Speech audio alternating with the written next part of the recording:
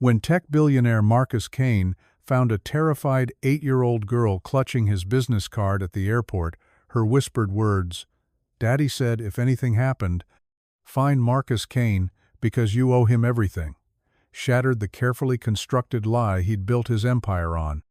Before we dive into this incredible story, make sure to subscribe to the channel and let me know in the comments where in the world you're watching from. I love connecting with viewers from every corner of the globe. The first-class lounge at Chicago O'Hare hummed with the subdued conversations of business travelers, the gentle clink of crystal glasses, and the soft rustle of financial newspapers. Marcus Kane sat in his preferred corner chair, a leather throne that commanded a view of both the departure boards and the entrance, his steel-gray eyes scanning his tablet with the mechanical precision that had built him a technology empire worth $3.2 billion. At 45, Marcus possessed the kind of austere handsomeness that graced magazine covers and intimidated boardrooms in equal measure. His dark hair, now distinguished with silver at the temples, was styled with military precision. His custom-tailored charcoal suit hung on his athletic frame like armor, each thread worth more than most people earned in a month. Even in repose, there was something predatory about his stillness, the coiled energy of a man who had never learned to truly relax. His phone buzzed with its third urgent message in 10 minutes. CaneTech's quarterly board meeting was tomorrow, and his CFO was having last-minute anxiety about the earnings projections. Marcus deleted the message without reading it fully. David Chen's nervous energy was useful for keeping the company's finances razor-sharp, but his constant need for reassurance grated against Marcus's self-reliant nature. The departure announcement for his flight to San Francisco crackled over the intercom. Another investor meeting, another acquisition to finalize, another chess piece to move in the endless game of corporate dominance. Marcus gathered his belongings with practiced efficiency: Italian leather briefcase, platinum tablet, phone that connected him to a network spanning 3 continents. He was threading through the crowded terminal when something made him pause. In his peripheral vision, a small figure sat alone on a bench in Terminal C, perfectly still amid the chaos of rushing passengers. Marcus had built his fortune on pattern recognition, on noticing what others missed, and something about this scene triggered an instinct he couldn't immediately identify. The Childa girl, he realized as he moved closer, couldn't have been more than 8 years old. She sat with her back straight, small hands folded in her lap, wearing a faded pink dress that had been carefully mended at the sleeves. Her dark hair was pulled back in 2 neat braids, and she clutched something against her chest with fierce protectiveness. What struck Marcus most was her absolute stillness. Children her age should be fidgeting, playing games on phones, or pestering nearby adults. This little girl sat like a statue, her enormous dark eyes scanning the passing crowd with an intensity that seemed far too mature for her small face. Marcus found himself deviating from his direct path to the gate, drawn by a curiosity he couldn't quite explain. As he approached, the girl's gaze fixed on him with startling directness. Her eyes widened slightly, and she stood up from the bench with a careful precision that reminded him of someone he couldn't quite place. "Excuse me," she said, her voice barely above a whisper, but carrying clearly in the airport noise. "Are you Marcus Kane?" The question hit him like a physical blow. Marcus stopped mid-stride, his mind immediately cataloging potential threats. Corporate espionage was common enough, but using a child? His security team would have warned him about anything this sophisticated. Yet here was this little girl, speaking his name with the kind of careful pronunciation that suggested she'd practiced it many times. "I am," he replied cautiously, his voice automatically dropping to the controlled tone he used with journalists and rivals. "How do you know my name?" The girl's small fingers uncurled from whatever she'd been clutching against her chest. Marcus's breath caught as she held up a business card, his business card, though one that looked years old. The corners were soft with wear, the gold embossing slightly faded. It was from an earlier design, one he hadn't used in at least 5 years.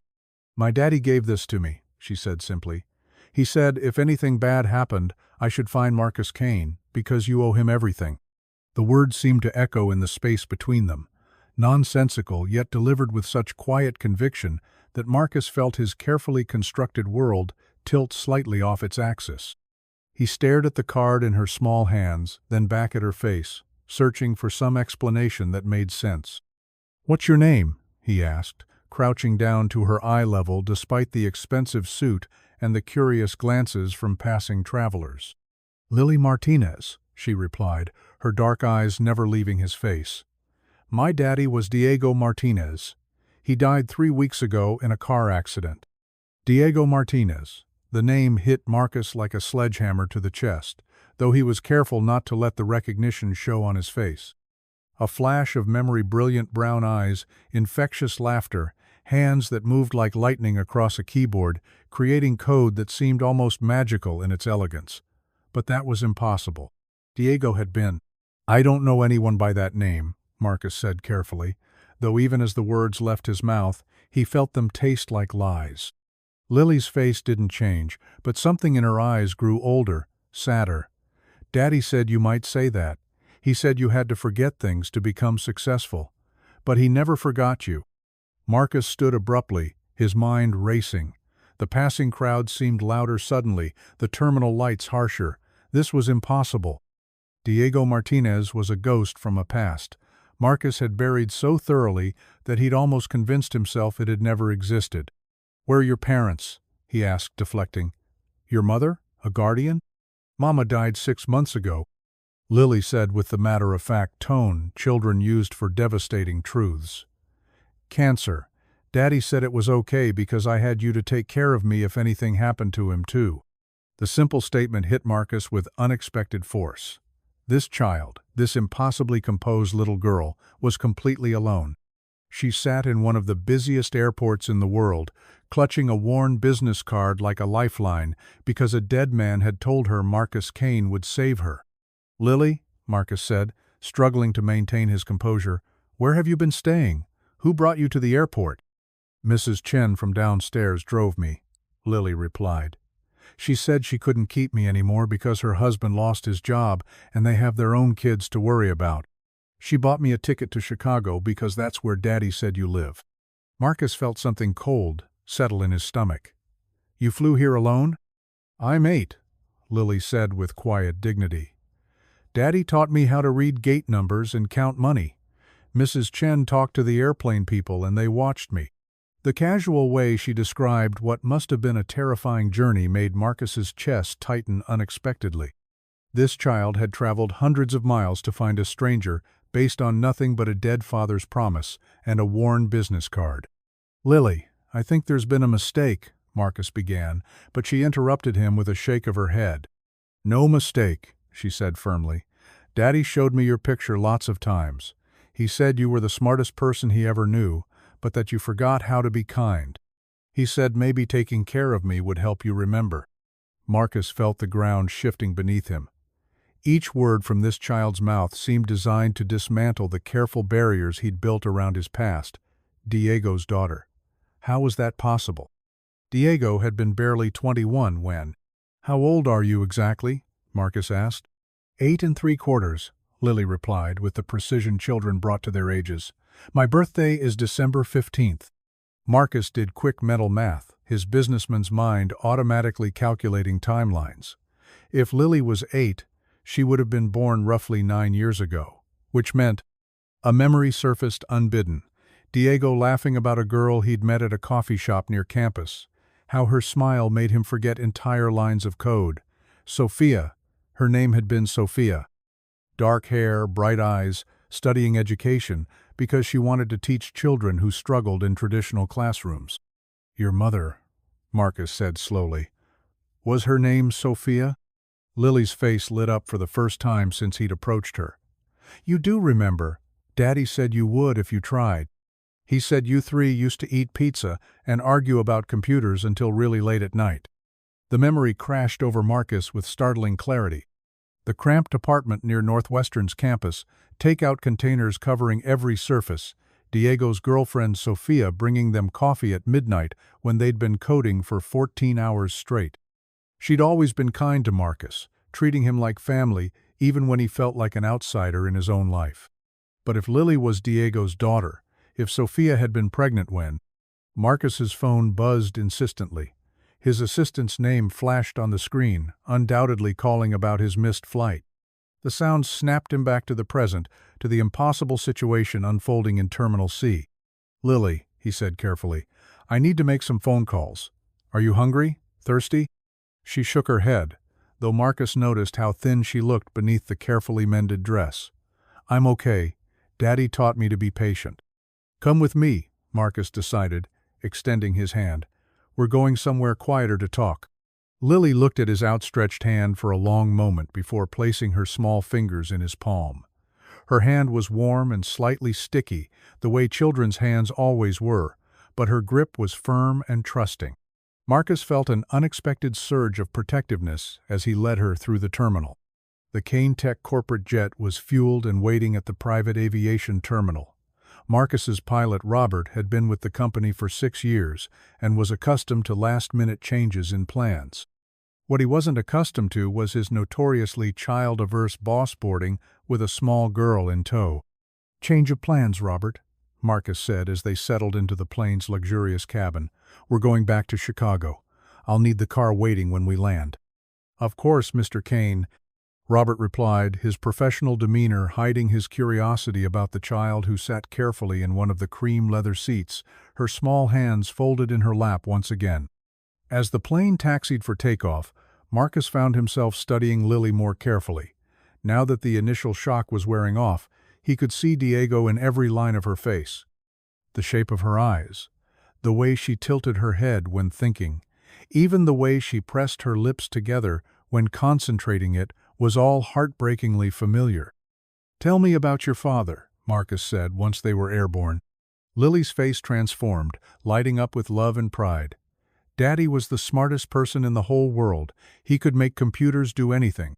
He worked for a really important company, but he said it wasn't as important as the work he used to do with his best friend."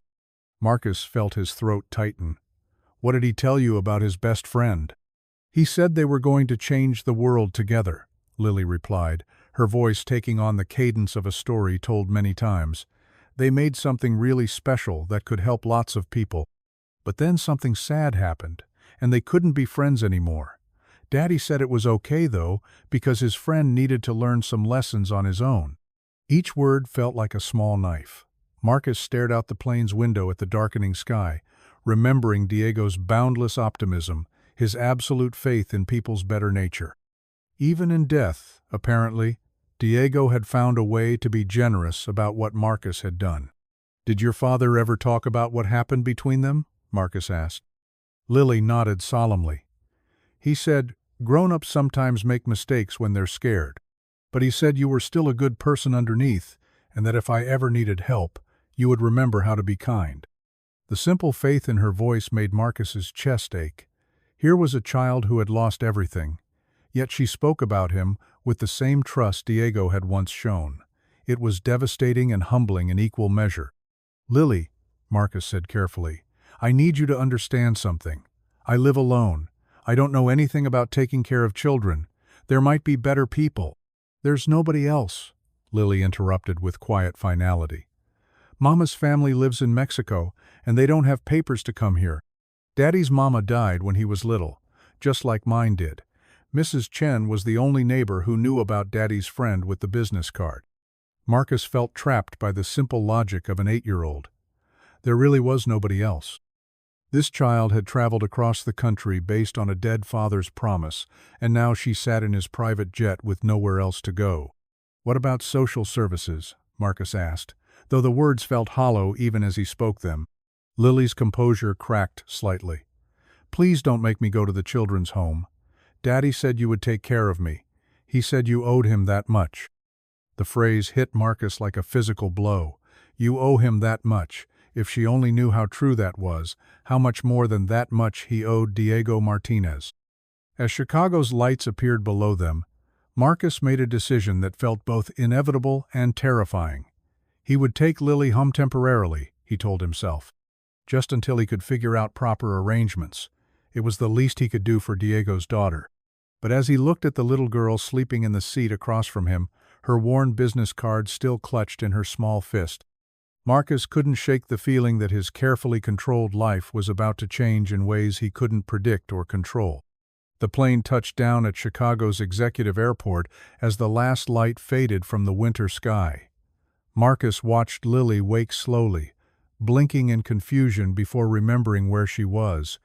When she looked at him, her dark eyes held a question she was too polite to ask aloud.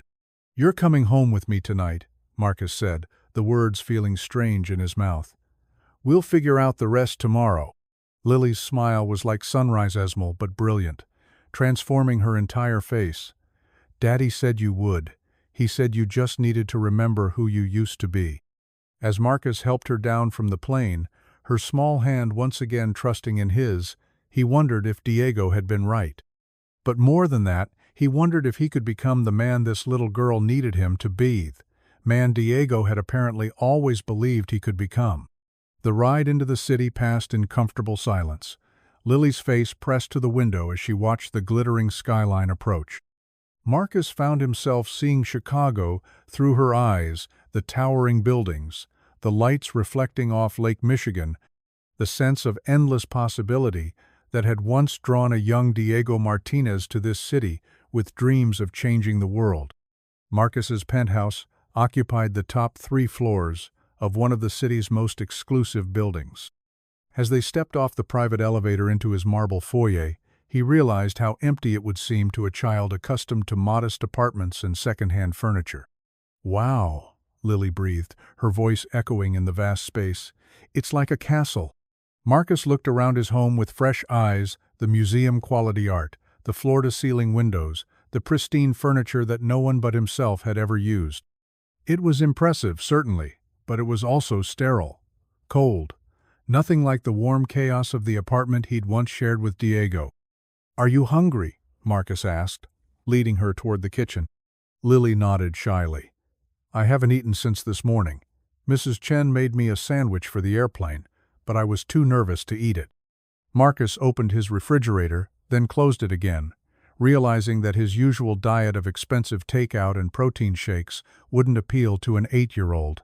"How do you feel about pizza?" he asked. Lily's face lit up again. "Daddy said you used to eat lots of pizza when you were working on your special project." As Marcus dialed his usual restaurant, he found himself wondering what else Diego had told his daughter about their shared past.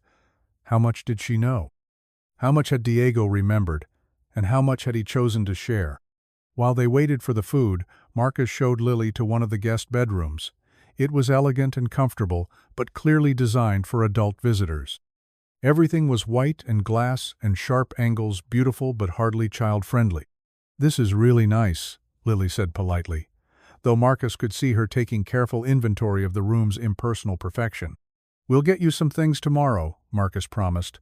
"Clothes, toys, whatever you need." "I don't need much," Lily replied with the practical tone of a child who had learned not to want too much. "Daddy always said the best things in life don't cost money." When the pizza arrived, they sat at Marcus's dining table, a sleek glass surface that could seat 12, but had never hosted more than business dinners for 2. Lily ate carefully, using her napkin between bites and saying please and thank you with automatic politeness. "Your father taught you good manners," Marcus observed. "Daddy said manners were free but worth more than money," Lily replied. "He said being kind to people was the most important thing, even when they weren't kind back." Marcus found himself studying her face again, looking for Diego in every expression. The resemblance was unmistakable now that he knew to look for it. She had inherited not just Diego's features but apparently his generous spirit as well. "Lily," Marcus said carefully, "what did your father do for work?" "He taught computers how to learn," she replied, with the simplified explanation Diego had apparently crafted for a child's understanding. "He said he helped make machines smarter so they could help people better. He worked really hard, but he always came home to read me stories." Marcus felt that familiar ache in his chest. Diego, brilliant Diego, had apparently spent his life in obscurity while Marcus built an empire on foundations that should have belonged to both of them. "Was he happy?" Marcus asked, the question slipping out before he could stop it. Lily considered this with the seriousness children brought to important questions. "I think he was sad sometimes, but he tried not to let me see, especially after Mama got sick. But he always said he was proud of the work he did, even if nobody knew his name. The words hit Marcus like a physical blow. Nobody knew his name. While Marcus Kane had become a household name in technology circles, Diego Martinez had remained invisible, his contributions forgotten by everyone except the daughter who loved him. Did he ever? Marcus struggled with how to phrase the question. Did he ever seem angry? About his friend? Lily shook her head immediately. Daddy didn't get angry. He said anger was just sadness wearing a mean mask. He said his friend probably needed to be successful more than Daddy did, and that was okay because everyone's path is different. Marcus had to look away, overwhelmed by the casual generosity of Diego's forgiveness. How had Diego managed to remain so kind, so understanding, even when he had every right to hate Marcus for what he'd done? After dinner, Marcus helped Lily get ready for bed, feeling completely out of his depth. He found some of his own t-shirts for her to sleep, in the smallest one still swamped her tiny frame and tried to remember if children needed special routines or rituals. "Do you usually brush your teeth at bedtime?" he asked, feeling foolish. Lily giggled, the first truly childlike sound he'd heard from her. "Yes, silly. And I usually read a story, or Daddy reads to me." Marcus looked around the guest room helplessly. He owned thousands of books, but none seemed appropriate for an 8-year-old. "I don't have any children's books," he admitted. "That's okay," Lily said, settling into the oversized bed. "Daddy used to make up stories sometimes. Could you try?" Marcus sat carefully on the edge of the bed, feeling more nervous than he had before any board meeting or investor presentation. "I'm not very good at stories," he warned. "That's okay," Lily said sleepily. "Daddy said trying was the most important part." Marcus found himself talking about a smart little girl who went on adventures with her computer, solving problems and helping people. It wasn't much of a story, but Lily listened with sleepy attention until her breathing grew deep and even. As Marcus watched her sleep, Diego's business card still clutched loosely in her small fist. He felt the weight of responsibility settling on his shoulders like a lead blanket. This child trusted him completely, based on nothing but a dead father's promise and her own remarkable faith. Marcus returned to his study and poured himself a glass of whiskey 25-year-old Macallan that cost more than most people's monthly salary. But even the expensive alcohol couldn't dull the edge of memories that Lily's presence had awakened. Diego Martinez. Brilliant, generous, trusting Diego, who had believed the best of everyone, including the friend who had ultimately betrayed him. Marcus closed his eyes and let himself remember for the first time in years, really remember, not just the sanitized version he'd constructed for himself. They had been inseparable once, two young men with more ambition than money, convinced they could change the world through code and determination. Diego had been the true genius, his mind capable of seeing patterns and possibilities that escaped everyone else. Marcus had been the pragmatist, the one who understood business and markets and the brutal realities of turning innovation into profit. Together, they had created something revolutionary, an artificial intelligence algorithm that could adapt and learn in ways that previous systems couldn't match. It was Diego's breakthrough, his insight into machine learning that was years ahead of its time. And Marcus had stolen it. The memory was as sharp and painful as ever, despite the years he'd spent trying to forget. Diego's trust, his excitement about their partnership, his plans for how their success would help them both build the lives they dreamed of. And Marcus, desperate and terrified of returning to the poverty he'd escaped, making the choice that had defined everything that came after. Now Diego was dead, and his daughter, their daughter, in a way, since Diego had apparently never stopped thinking of Marcus, as family had come to collect on a debt that could never truly be repaid. Marcus finished his whiskey and walked to the window, looking out at the city lights that had once held such promise for two young men with big dreams. Somewhere out there, Diego had lived and worked in obscurity, apparently never bitter about what Marcus had taken from him. In the guest room, Diego's daughter slept peacefully, trusting that the man her father had forgiven would prove worthy of that forgiveness. Marcus stood at the crossroads of his own making, faced with a choice that would define the rest of his life. He could make arrangements for Lily's care, find a good family, set up a trust fund, ensure she was provided for without disrupting his own existence. It would be the practical choice, the sensible choice. Or he could honor the faith Diego had placed in him, despite everything. He could try to become the man this little girl needed, the man Diego had apparently always believed he could be. As Marcus prepared for bed in his sterile master suite, he found himself thinking about Lily's words. "Daddy said you just needed to remember who you used to be." The question that would haunt his dreams was whether that person still existed somewhere beneath the success and the wealth and the careful emotional barriers he'd built. Whether it was possible to reclaim something he'd thought was lost forever. In the morning, everything would begin to change. But tonight, for the first time in 20 years, Marcus Kane allowed himself to remember Diego Martinez not as a ghost from a buried past, but as the friend whose daughter now slept under his roof, trusting him to be better than he'd ever been. 20 years earlier, the fluorescent lights in the Northwestern University computer lab hummed with the particular frequency that had become the soundtrack to Marcus Kane's sleepless nights.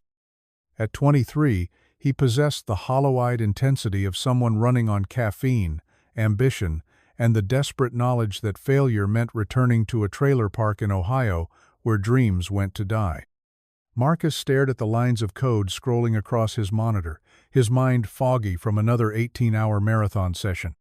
Around him, the lab was nearly empty, just a few other night owls hunched over their keyboards, lost in their own digital worlds. The university's computer science program was notoriously demanding, but Marcus wasn't even officially enrolled anymore. He dropped out 6 months ago when his financial aid was cut and his part-time job at the campus bookstore couldn't cover tuition. "Still here, hermano?" The voice belonged to Diego Martinez, Marcus's roommate and the only person who seemed genuinely unfazed by Marcus's academic exile. Diego slid into the chair beside him, carrying 2 cups of coffee and wearing the kind of easy smile that made professors forgive late assignments and made fellow students want to share their notes. Where Marcus was all sharp angles and nervous energy, Diego moved through the world with a casual confidence that came from never having doubted his place in it. At 21, he was already being courted by tech companies who recognized his exceptional talent for machine learning algorithms. His thick black hair fell across his forehead in waves that he was constantly pushing back while coding, and his dark eyes held a warmth that drew people like moths to flame. "Thanks," Marcus muttered, accepting the coffee gratefully. "I'm trying to debug this neural network architecture, but I keep hitting walls." Diego leaned over to study Marcus's screen, his brow furrowing in concentration. Within minutes, he'd identified 3 critical errors that Marcus had been wrestling with for hours. "Try restructuring the data flow here," Diego suggested, his fingers dancing across the keyboard with practiced ease. "And this function needs better error handling." Marcus watched in a mixture of admiration and bitter envy as Diego effortlessly solved problems that had been making Marcus question his sanity. It was always like this. Diego's mind seemed to operate on a different level, seeing patterns and possibilities that escaped everyone else. "You should be working on your own projects," Marcus said, though he was already implementing Diego's suggestions. "Not wasting time fixing my mistakes." "It's not a waste," Diego replied, settling back in his chair. "Besides, you're helping me too. Your business instincts are better than anyone's in the program. Remember that startup pitch competition? You turned my rambling technical presentation into something investors actually understood." The memory stung because it was true. Marcus did have a gift for translating complex technical concepts into language that made business sense. He understood markets and user psychology in ways that Diego, for all his brilliance, simply didn't. But understanding business didn't pay the bills when you couldn't afford to stay in school. "Speaking of which," Diego continued, his voice taking on an excited edge, "I've been working on something new, something that could change everything." Marcus looked up from his screen, recognizing the particular gleam in Diego's eyes that meant he'd stumbled onto something revolutionary. "Show me." Diego pulled up a file on his laptop, and for the next 2 hours, he walked Marcus through the most elegant piece of code either of them had ever seen. It was an artificial intelligence algorithm that could not only learn from data, but adapt its learning strategies based on the type of information it encountered. Traditional AI systems were rigid, following predetermined patterns. Diego's creation was fluid, intuitive, almost alive in its ability to evolve. "This is incredible," Marcus breathed, studying the architecture with growing awe. "This isn't just an improvement, it's a complete paradigm shift. You could license this to any tech company in the world." "That's exactly what I was thinking," Diego said, his smile widening. "But I can't do it alone. I need someone who understands the business side, someone who can help me navigate patents and licensing deals and all that corporate stuff." Marcus felt his pulse quicken. "You want me to be your business partner?" "More than that," Diego said earnestly. "I want us to be real partners. 50-50. You handle the business development, I'll keep refining the algorithm. We'll build something amazing together." The offer hung in the air between them, loaded with possibilities that made Marcus's chest tight with hope and terror in equal measure. Partnership with Diego meant legitimacy, success, a future that didn't involve crawling back to Ohio with his tail between his legs. Diego, why? Marcus struggled to find words that could encompass the magnitude of what this meant to him. "Are you sure? This algorithm's your breakthrough, your genius.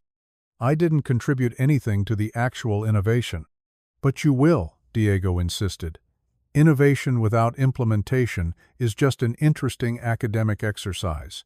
I need someone I trust, someone who believes in this as much as I do." "That's you, Marcus. It's always been you." Marcus felt something crack open in his chest, a warmth he hadn't experienced since childhood, before his father left and his mother started drinking, and the world taught him that trusting people was a luxury he couldn't afford. Diego was offering him more than a business partnership. He was offering him a place to belong. "Yes," Marcus said, his voice hoarse with emotion. "Yes, absolutely yes." They shook hands in the empty computer lab, fluorescent lights buzzing overhead, and Marcus felt like his real life was finally beginning. The next 6 months passed in a blur of frenetic activity. Diego continued his coursework while refining the algorithm, pushing its capabilities further with each iteration. Marcus threw himself into the business development side with the desperation of someone who knew this was his one shot at escaping the trajectory poverty had set for his life. He spent his days in the university library, researching patent law and licensing procedures. He crafted business plans and market analyses, cold-called potential investors, and studied every successful tech startup he could find. His unofficial status as a dropout actually worked in his favor. He had more time to focus on their project than Diego, who was still managing a full course load. They rented a cramped studio apartment off campus that became their unofficial headquarters. The space was barely large enough for 2 mattresses on the floor and a folding table that served as their desk, but it was theirs. Diego covered the rent with his part-time job as a teaching assistant, while Marcus contributed what he could from his sporadic freelance web design work.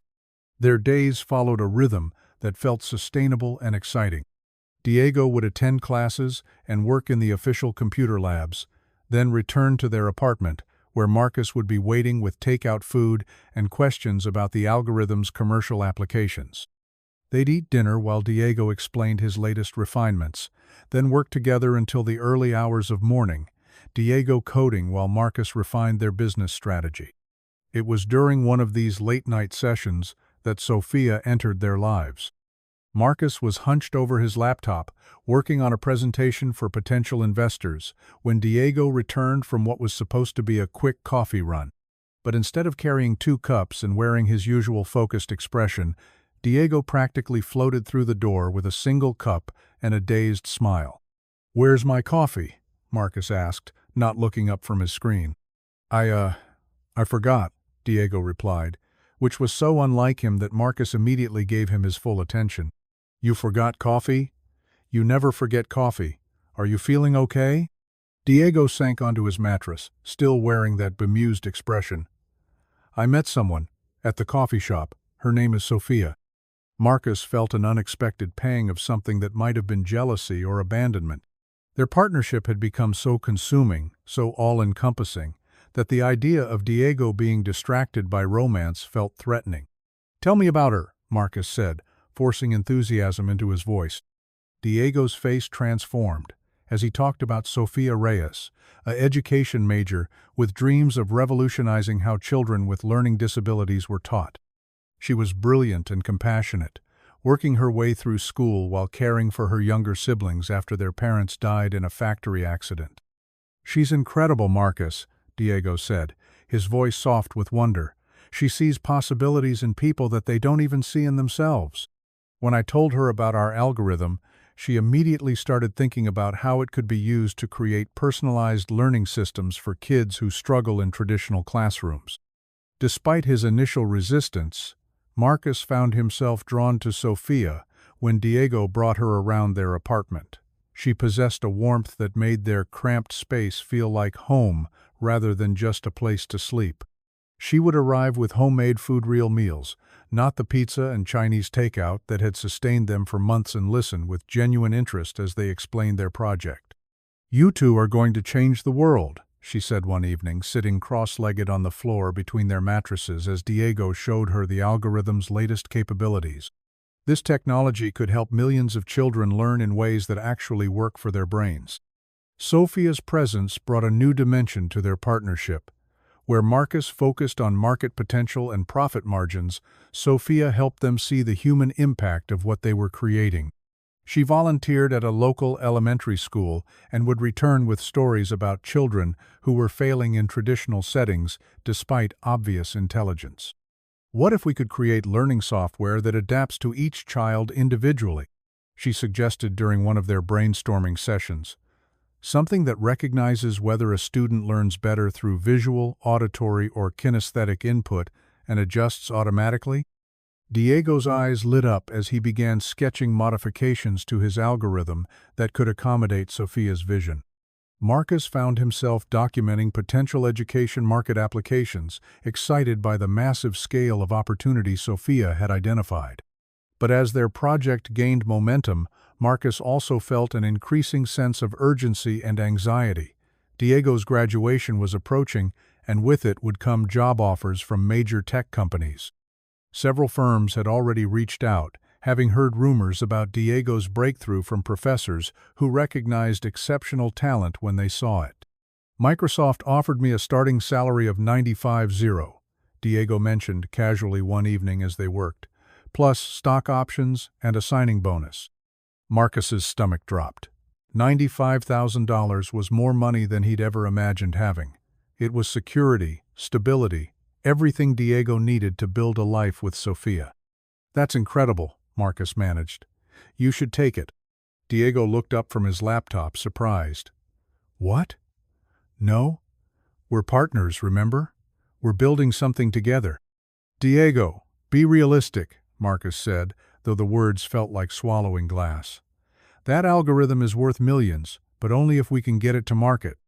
That takes capital, connections, legal expertise, things we don't have. Microsoft has all of that. So we'll find investors," Diego replied with the easy confidence of someone who had never experienced real failure. "You've been working on those presentations for months. People will see the potential." Marcus wanted to share Diego's optimism, but the weight of his own limitations pressed down on him. He was a college dropout with no credentials, no network, no trust fund to fall back on. Diego was a brilliant computer scientist with multiple job offers and a clear path to success. Their partnership felt increasingly like an anchor around Diego's ankle. The breaking point came 3 weeks before Diego's graduation. Marcus had scheduled a meeting with a venture capital firm, their best shot at securing the funding they needed to turn Diego's algorithm into a commercial product. He'd spent weeks preparing, crafting the perfect presentation, anticipating every possible question. The meeting was a disaster.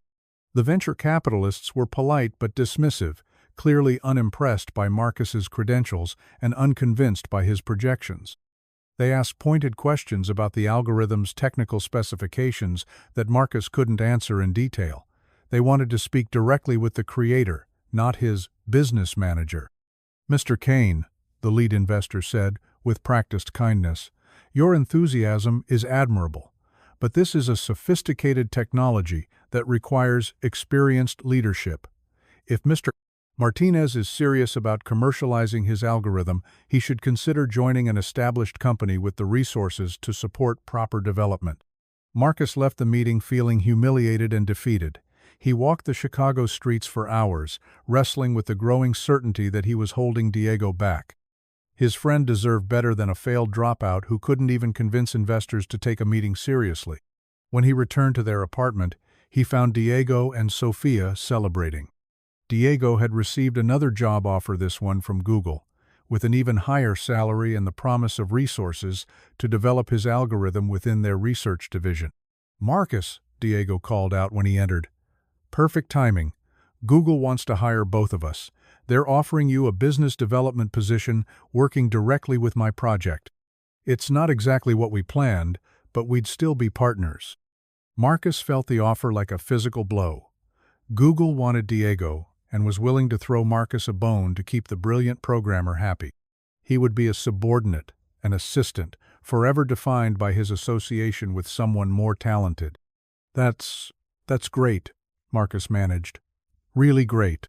But something in his voice must have betrayed his true feelings, because Sofia frowned, studying his face with the perceptiveness that made her such a good teacher.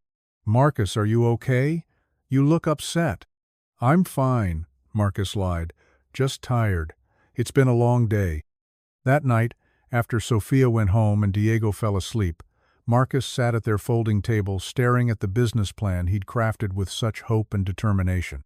Every page represented hours of work, dreams of a future where he mattered, where he was more than just Diego's less talented friend. Marcus opened Diego's laptop and stared at the algorithm that could change everything. The code was elegant, revolutionary, worth potentially hundreds of millions of dollars.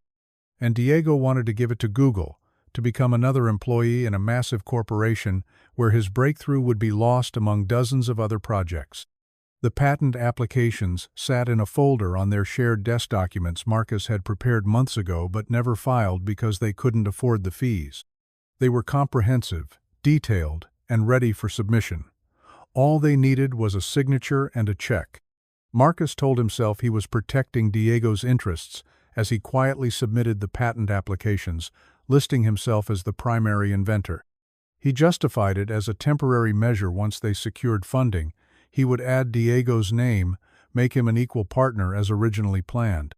But deep down, beneath the rationalizations and justifications, Marcus knew he was stealing his best friend's future. The patents were approved with surprising speed, aided by the algorithm's obvious innovation and the thorough documentation Marcus had prepared. By the time Diego graduated, Marcus held legal ownership of the technology that would become the foundation of CaneTech. Marcus had planned to confess everything after graduation, to explain his actions and offer Diego true partnership in commercializing the algorithm. But fate intervened in the cruelest possible way. The call came on a rain-soaked Thursday evening in May. Marcus was alone in their apartment, working on licensing proposals, when Diego's phone rang. Sofia's name appeared on the screen, but when Marcus answered, he heard only sobbing. "Sofia, what's wrong? Where's Diego?" "There's been an accident," she managed between gasps. "A drunk driver ran a red light. Diego, Marcus, he's gone." The world tilted sideways. Marcus found himself on the floor, though he didn't remember falling. The phone slipped from his numb fingers as Sofia's crying continued, distant and unreal. Diego was dead. Brilliant, generous, trusting Diego was gone, killed by a random drunk driver who probably wouldn't remember the collision in the morning. The partner who had believed in Marcus when no one else would, who had offered him legitimacy and purpose and the closest thing to family he'd ever known, was simply gone.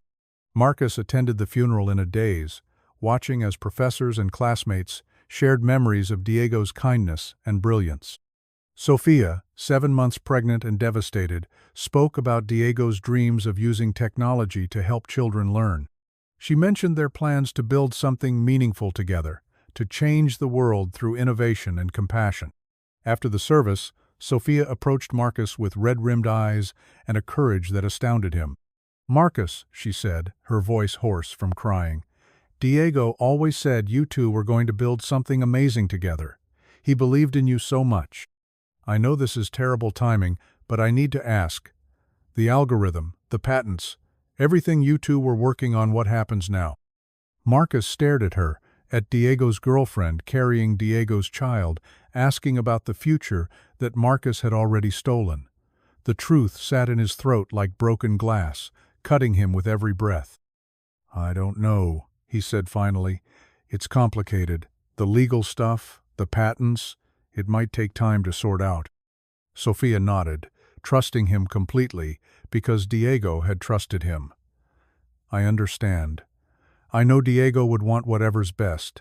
He always said you were the smartest business person he knew. Marcus helped Sophia with the funeral arrangements and stayed in touch for a few weeks. But the weight of his deception made every conversation torture. When she moved back to her family in California to prepare for the baby, Marcus was relieved. Physical distance made it easier to avoid confronting what he'd done.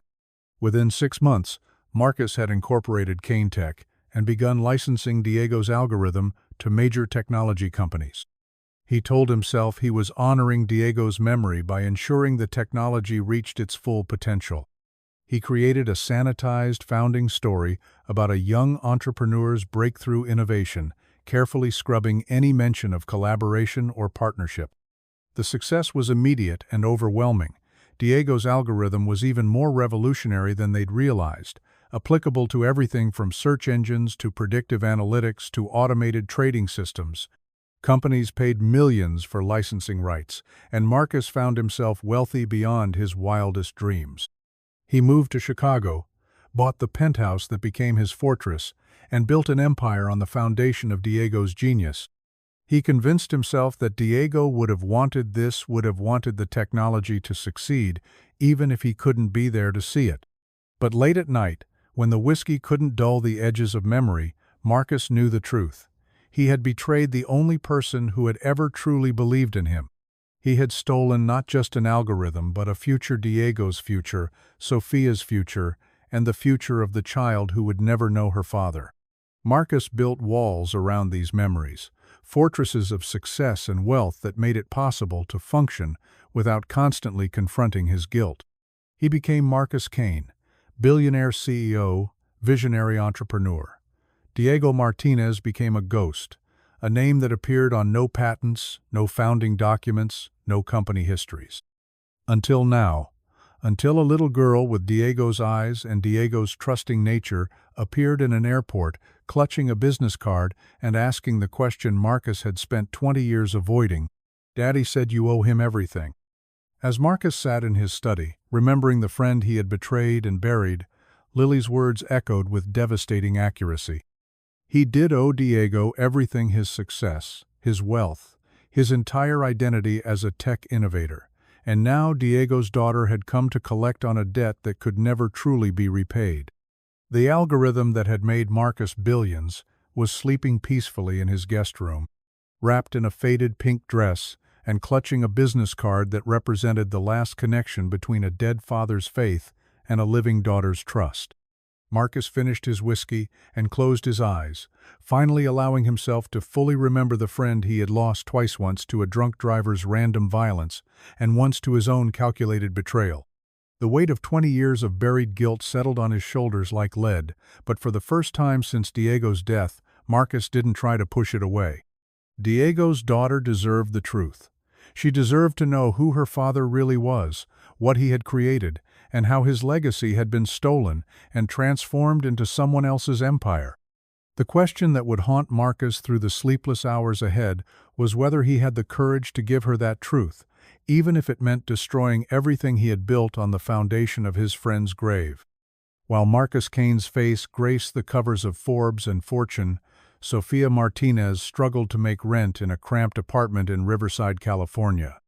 The irony wasn't lost on her. The man who had built a tech empire worth billions had once sat at her kitchen table, eating her homemade tamales, while her boyfriend explained the algorithm that would change everything. Sophia never spoke bitterly about Marcus, though she had every right to. When Diego died, she'd waited for the business partner he'd trusted so completely to reach out, to honor their shared dreams, to remember the pregnant girlfriend left behind. The silence stretched from weeks to months to years, until Sophia finally understood that Marcus Kane had chosen to forget them entirely. "Mama, why don't we have a big house like the people on TV?" 8-year-old Lily asked one evening, her homework spread across their second-hand dining table. Sophia looked up from her laptop, where she was grading papers from her job teaching at the local elementary school. The question stabbed at her heart because Lily deserved so much more than their modest life of careful budgeting and second-hand clothes. "Some people are lucky with money, Misha," Sophia replied gently. "But we're rich in other ways. We have each other, and Daddy's love, and all the beautiful things he taught us about being kind." Lily nodded solemnly, already wise beyond her years. At 8, she understood that other families had more, but she never complained. Diego had raised her to value knowledge over possessions, kindness over wealth. "Tell me again about Daddy's friend," Lily requested, as she did most nights. Sophia smiled, pulling out the worn business card she kept in her jewelry box, the only valuable thing Diego had left behind besides their daughter. "Your father had a very smart friend named Marcus Kane. They worked together on something special, something that could help lots of people learn better. And Daddy said Marcus would take care of us?" "Daddy believed the best in everyone," Sophia said carefully. "He thought his friend would remember their promises." What Sophia didn't tell Lily was that she'd watched Kane-Tech's meteoric rise with a mixture of heartbreak and bitter recognition. The company's revolutionary AI technology bore all the hallmarks of Diego's genius: the elegant architecture, the adaptive learning capabilities, the groundbreaking approach to machine consciousness that Diego had explained to her in excited whispers. Marcus Kane had become everything Diego dreamed of being, using Diego's own work as the foundation. Sophia had considered contacting Marcus many times over the years, especially when Lily started showing the same brilliant mind as her father. But pride and fear held her back. What if he denied knowing Diego? What if he claimed the algorithm was entirely his own creation? What if he simply had them escorted away by security? When the cancer diagnosis came, Sophia's perspective shifted. The aggressive treatment drained their modest savings, and Sophia found herself facing a truth she'd avoided for years. Lily would need someone after she was gone. "Promise me," Sophia whispered to Lily during one of her final hospital stays, "if something happens to Mama, you'll find Marcus Kane. Daddy always said he would take care of you." "I promise, Mama," Lily replied, her small hand gripping the business card that had become their family's only connection to a different life. Sophia died on a rainy Tuesday in March, leaving behind a brilliant daughter and a box of Diego's research notes that she'd hidden in their bedroom closet. Lily found them while packing their belongings, pages covered in her father's careful handwriting describing algorithms and innovations that would later make headlines as Kane-Tech breakthroughs. Mrs. Chen, their elderly neighbor, could only keep Lily for a few weeks.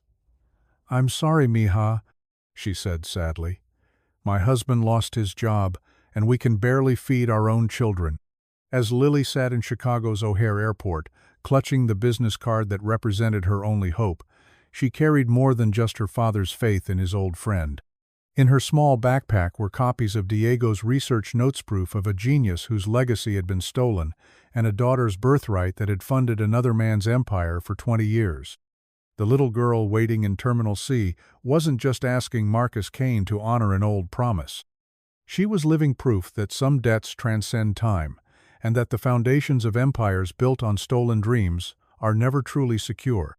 Marcus woke to the sound of quiet humming drifting from the Kachina melody he didn't recognize, but that somehow made his sterile penthouse feel warmer than it had in years. For a disorienting moment, he forgot about the child sleeping in his guest room, and the sound triggered a phantom memory of domestic normalcy he'd never actually experienced. The digital clock beside his bed read 6:47 a.m. Marcus typically began his days at 5:30 with a workout, protein shake, and review of overnight market reports from international divisions. His schedule was militaristic in its precision, every minute allocated for maximum productivity. The presence of an 8-year-old had already disrupted his carefully orchestrated routine. Marcus found Lily sitting at his breakfast bar, legs swinging from the tall stool, a bowl of cereal positioned precisely in front of her. She'd apparently figured out how to operate his coffee machine, something his previous assistant had needed 3 training sessions to master, and had prepared a cup that sat cooling beside her breakfast. "Good morning," she said politely, as if having breakfast in a stranger's penthouse was the most natural thing in the world. "I made coffee like Daddy taught me." He said grown-ups need coffee to think properly in the morning. Marcus accepted the cup, surprised to find it perfectly brewed, stronger than he typically preferred, but somehow exactly what he needed.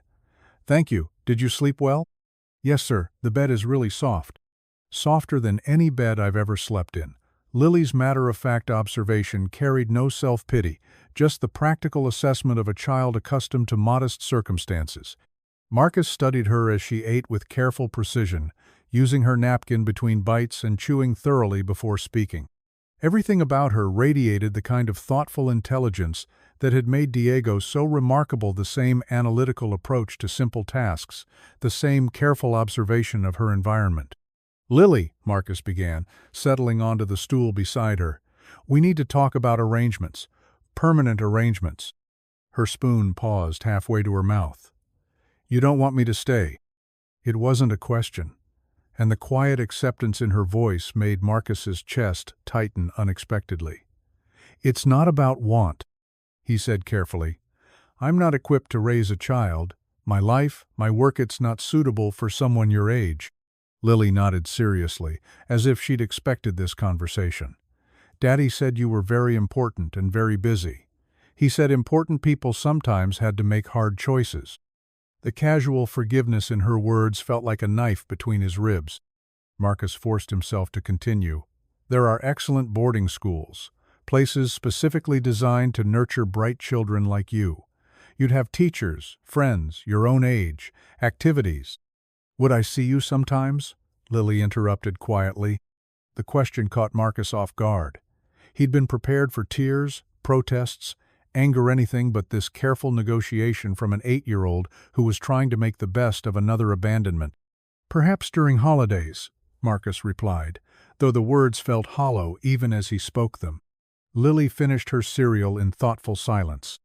Finally, she looked up at him with those dark eyes that were so painfully reminiscent of Diego. "Could I ask you some questions about my daddy first, before I go to school?" Marcus felt trapped by his own guilt and her simple request. "I suppose that would be all right. Were you really best friends with Daddy?" The innocent question hit Marcus like a physical blow. Best friends. Yes, they had been, in those golden months when the future seemed limitless, and their partnership felt like the most natural thing in the world. "We were very close," Marcus answered carefully. "Daddy said you were like brothers. He said you took care of each other when no one else would." Marcus's coffee suddenly tasted bitter. Diego had spoken about their friendship with the warmth Marcus remembered, apparently never revealing the betrayal that had defined the last 20 years of Marcus's life. "Your father was a remarkable person," Marcus said, which was true even if it was inadequate. "He was the smartest person I ever knew," Lily said with quiet pride. "But he said you were smarter about business things. He said you could explain complicated ideas so everyone could understand them." Each word of praise felt like another small cut. Diego had remembered their partnership fondly, had spoken of Marcus with respect and affection to the daughter who would never know her father. The generosity of spirit that had made Diego so special in life had apparently survived even Marcus's betrayal. Marcus's phone buzzed insistently, reminder that his driver would arrive in 30 minutes for his commute to Kane Tech headquarters. The ordinary demands of his business day felt surreal against the backdrop of this conversation with Diego's daughter. "I have to go to work," Marcus said, standing abruptly. "My housekeeper, Mrs. Davidson, will be here at 9. She'll help you with anything you need." "Okay," Lily replied, sliding down from her stool. "Thank you for the breakfast and for letting me stay last night." Her polite gratitude made Marcus feel worse than any accusation could have. As he gathered his briefcase and prepared to leave, Lily called after him. "Mr. Kane, could I maybe see where you work sometime? Daddy always wondered what your office looked like." Marcus paused at the elevator, finger hovering over the call button. The request was innocent, natural, a child's curiosity about her father's best friend's workplace. But the thought of Lily in Kane Tech's headquarters, surrounded by the empire built on her father's stolen work, made Marcus's stomach churn. "We'll see," he said noncommittally, stepping into the elevator before she could respond.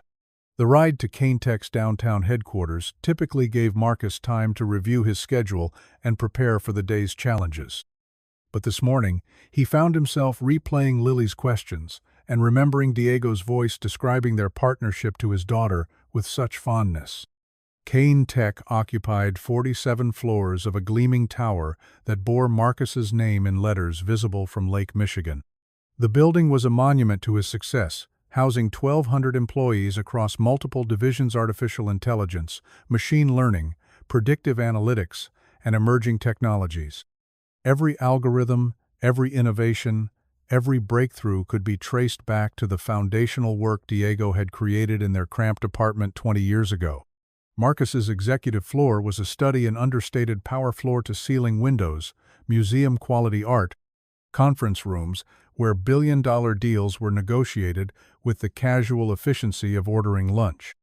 His corner office commanded a view of the entire city, a physical manifestation of how far he'd risen from his humble beginnings. "Good morning, Mr. Cain." His assistant, Jennifer, greeted him with the precise cheerfulness that made her indispensable. "The quarterly board meeting has been moved to 10:30, and David Chen needs 5 minutes to review the earnings projections before you meet with the Singapore delegation." Marcus nodded, settling behind his desk with its array of monitors displaying real-time data from Caintek's global operations. The familiar routine of emails and reports should have provided its usual comfort, but this morning everything felt slightly unreal, as if he were watching someone else's life unfold. David Chen appeared at 9:15, clutching a tablet and wearing the expression of barely controlled anxiety that preceded every major financial presentation. As Caintek's chief financial officer, David had shepherded the company through its explosive growth, but he never seemed entirely comfortable with the magnitude of their success. "Marcus, the quarterly numbers are exceptional," David began, settling into the chair across from Marcus's desk. "Revenue up 18%, profit margins holding steady despite increased R&D investment. The board will be pleased." Marcus reviewed the projected slides, noting the continued dominance of their AI licensing division, the direct descendants of Diego's original algorithm. 20 years later, that single breakthrough continued generating hundreds of millions in annual revenue. "There is one item," David continued hesitantly. "Several board members have asked about your absence from yesterday's Singapore call. Jennifer mentioned a family emergency?" Marcus felt a spike of irritation. He deliberately kept his explanation vague, but corporate boards thrived on information and speculation. "A personal matter, nothing that affects company operations." "Of course," David replied quickly. "It's just that Richard Hartley has been asking questions. You know how he gets when he senses any kind of disruption in leadership." Richard Hartley, Caintek's largest individual investor and most persistent board member, possessed the particular combination of wealth and paranoia that made him simultaneously valuable and insufferable. He'd made his fortune in traditional manufacturing before pivoting to tech investments, and he viewed any deviation from established patterns as potential threats to his portfolio. "Richard can manage his curiosity," Marcus said flatly. "Is there anything else?" David hesitated, clearly wanting to press further but recognizing the warning in Marcus's tone. "Just the usual pre-meeting materials. The Singapore partnership looks very promising." After David left, Marcus tried to focus on the morning's agenda, but his concentration kept fragmenting. Images of Lily sitting in his kitchen, speaking about her father with such love and pride, intruded on his thoughts. Every few minutes, he found himself wondering what she was doing, whether Mrs. Davidson was answering her questions appropriately. The board meeting proceeded with its usual efficiency.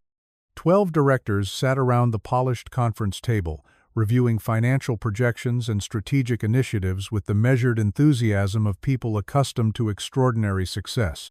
Marcus delivered his quarterly presentation with practiced confidence, fielding questions about market expansion and competitive positioning. Richard Hartley waited until the formal agenda concluded before striking. "Marcus, before we adjourn, I'd like to address the elephant in the room," Hartley said, his gravelly voice cutting through the post-meeting conversations. Yesterday's unexplained absence. The rumors about a family emergency board deserves transparency about anything that might affect company leadership. Marcus felt the familiar coldness that preceded his most ruthless business negotiations. My personal life doesn't affect Canetech's operations, Richard. Our quarterly results speak for themselves. Personal lives always affect leadership, Hartley pressed, especially when they involve sudden appearances of mysterious family members. My sources indicate you were seen at O'Hare with a young child. Care to explain?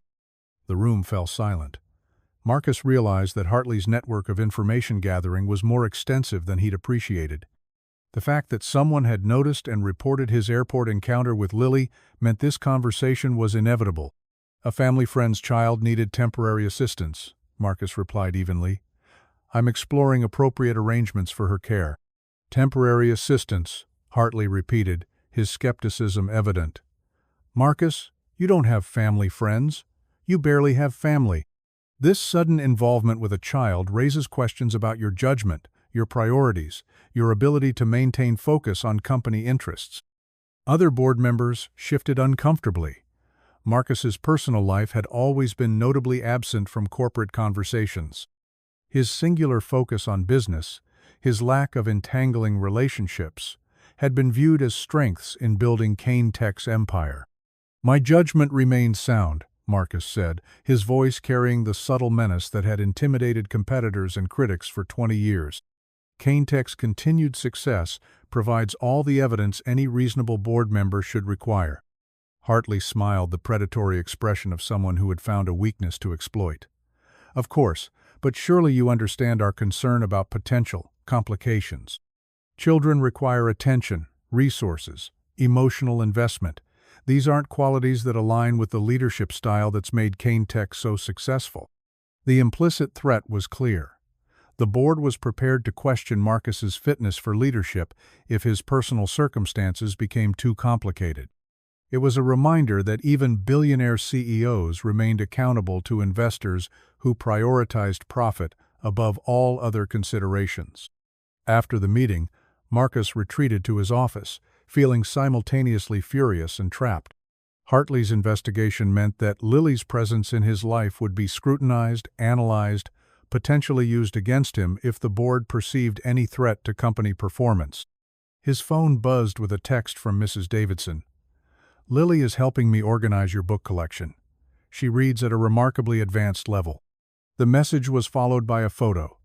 Lily sitting cross-legged on his study floor, books arranged in neat piles around her, her face bright with concentration. She was organizing his collection not alphabetically, but by subject matter: history, technology, biography, philosophy, with an intuitive understanding of how ideas connected across disciplines. Marcus stared at the photo, recognizing Diego's methodical intelligence in his daughter's approach to organizing information. The realization that she possessed her father's gifts felt like another weight settling on his already burdened conscience.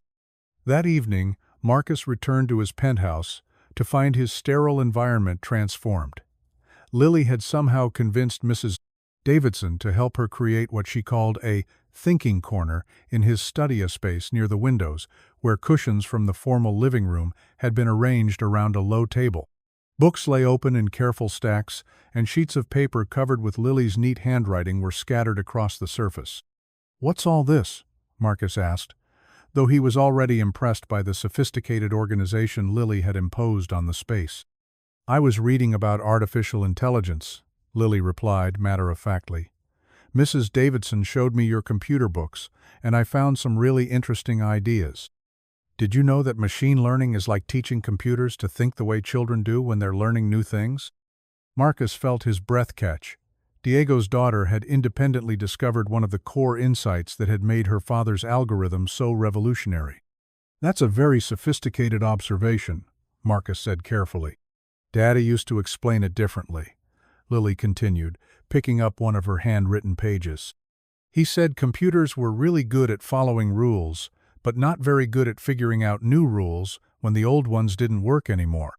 So he tried to teach them how to make new rules, like kids do when they're playing games nobody taught them." The description was pure Diegothy, elegant simplification of complex concepts that had made him such an exceptional teacher and researcher. Marcus realized that Lily wasn't just intelligent.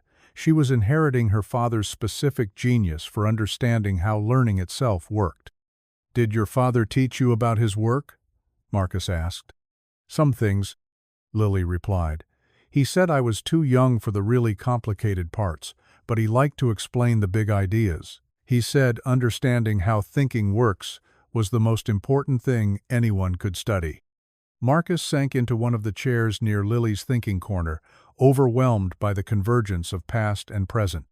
Here was Diego's daughter, displaying Diego's intellectual curiosity and insight, sitting in the home that Marcus had built with the profits from Diego's stolen work. "Lily," Marcus said slowly, "what did your father tell you about why we stopped working together?" She looked up from her papers with those impossibly mature eyes. "He said sometimes people have to choose between being friends and being successful. He said, you chose success, but that didn't make you a bad person because maybe you needed success more than he did." The casual forgiveness in her words was devastating. Diego had apparently spent years explaining Marcus's absence in terms that protected both his daughter's faith in human nature and her potential relationship with the man who had betrayed him. "And what do you think about that?" Marcus asked. Lily considered the question with the seriousness she brought to everything. "I think Daddy was probably right that you needed success more. But I also think maybe success without friends isn't as good as Daddy thought it would be."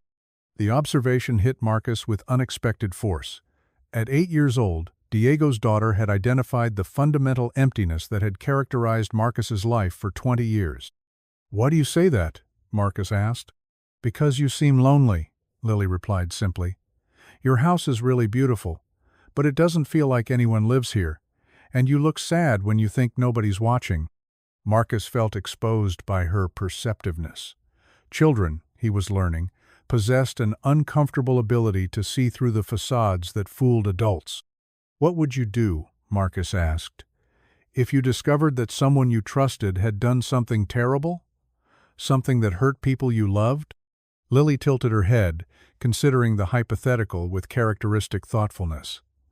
"I guess I'd want to know why they did it, and if they were sorry, and if they wanted to fix it, and if they couldn't fix it, if the damage was permanent, then I'd want them to try to do better things instead. Daddy always said mistakes only mattered if you kept making them."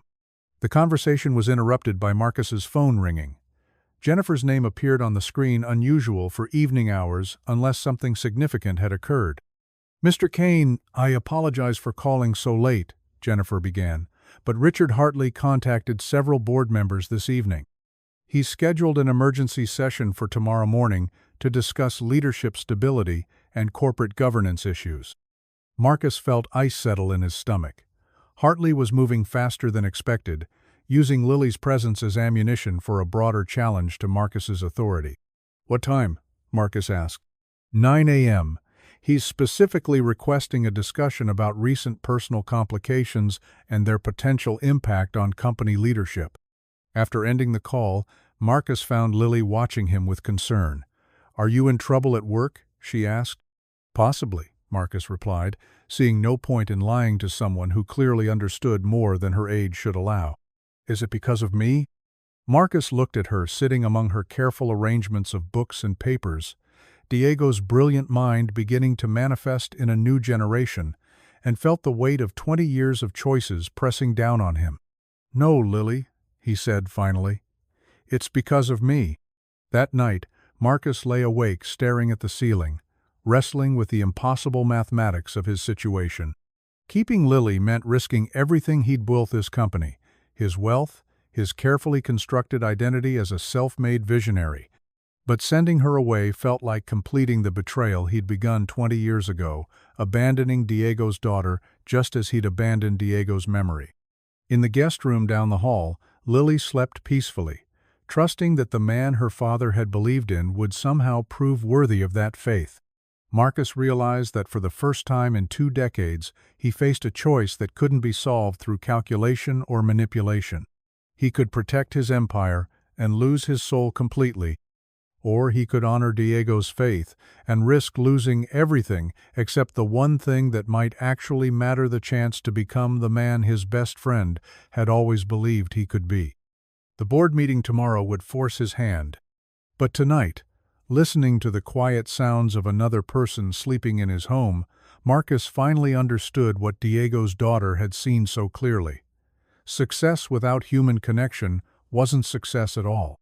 It was just an expensive form of loneliness. As dawn approached, Marcus made a decision that would have terrified him 24 hours earlier. He wasn't going to send Lily away.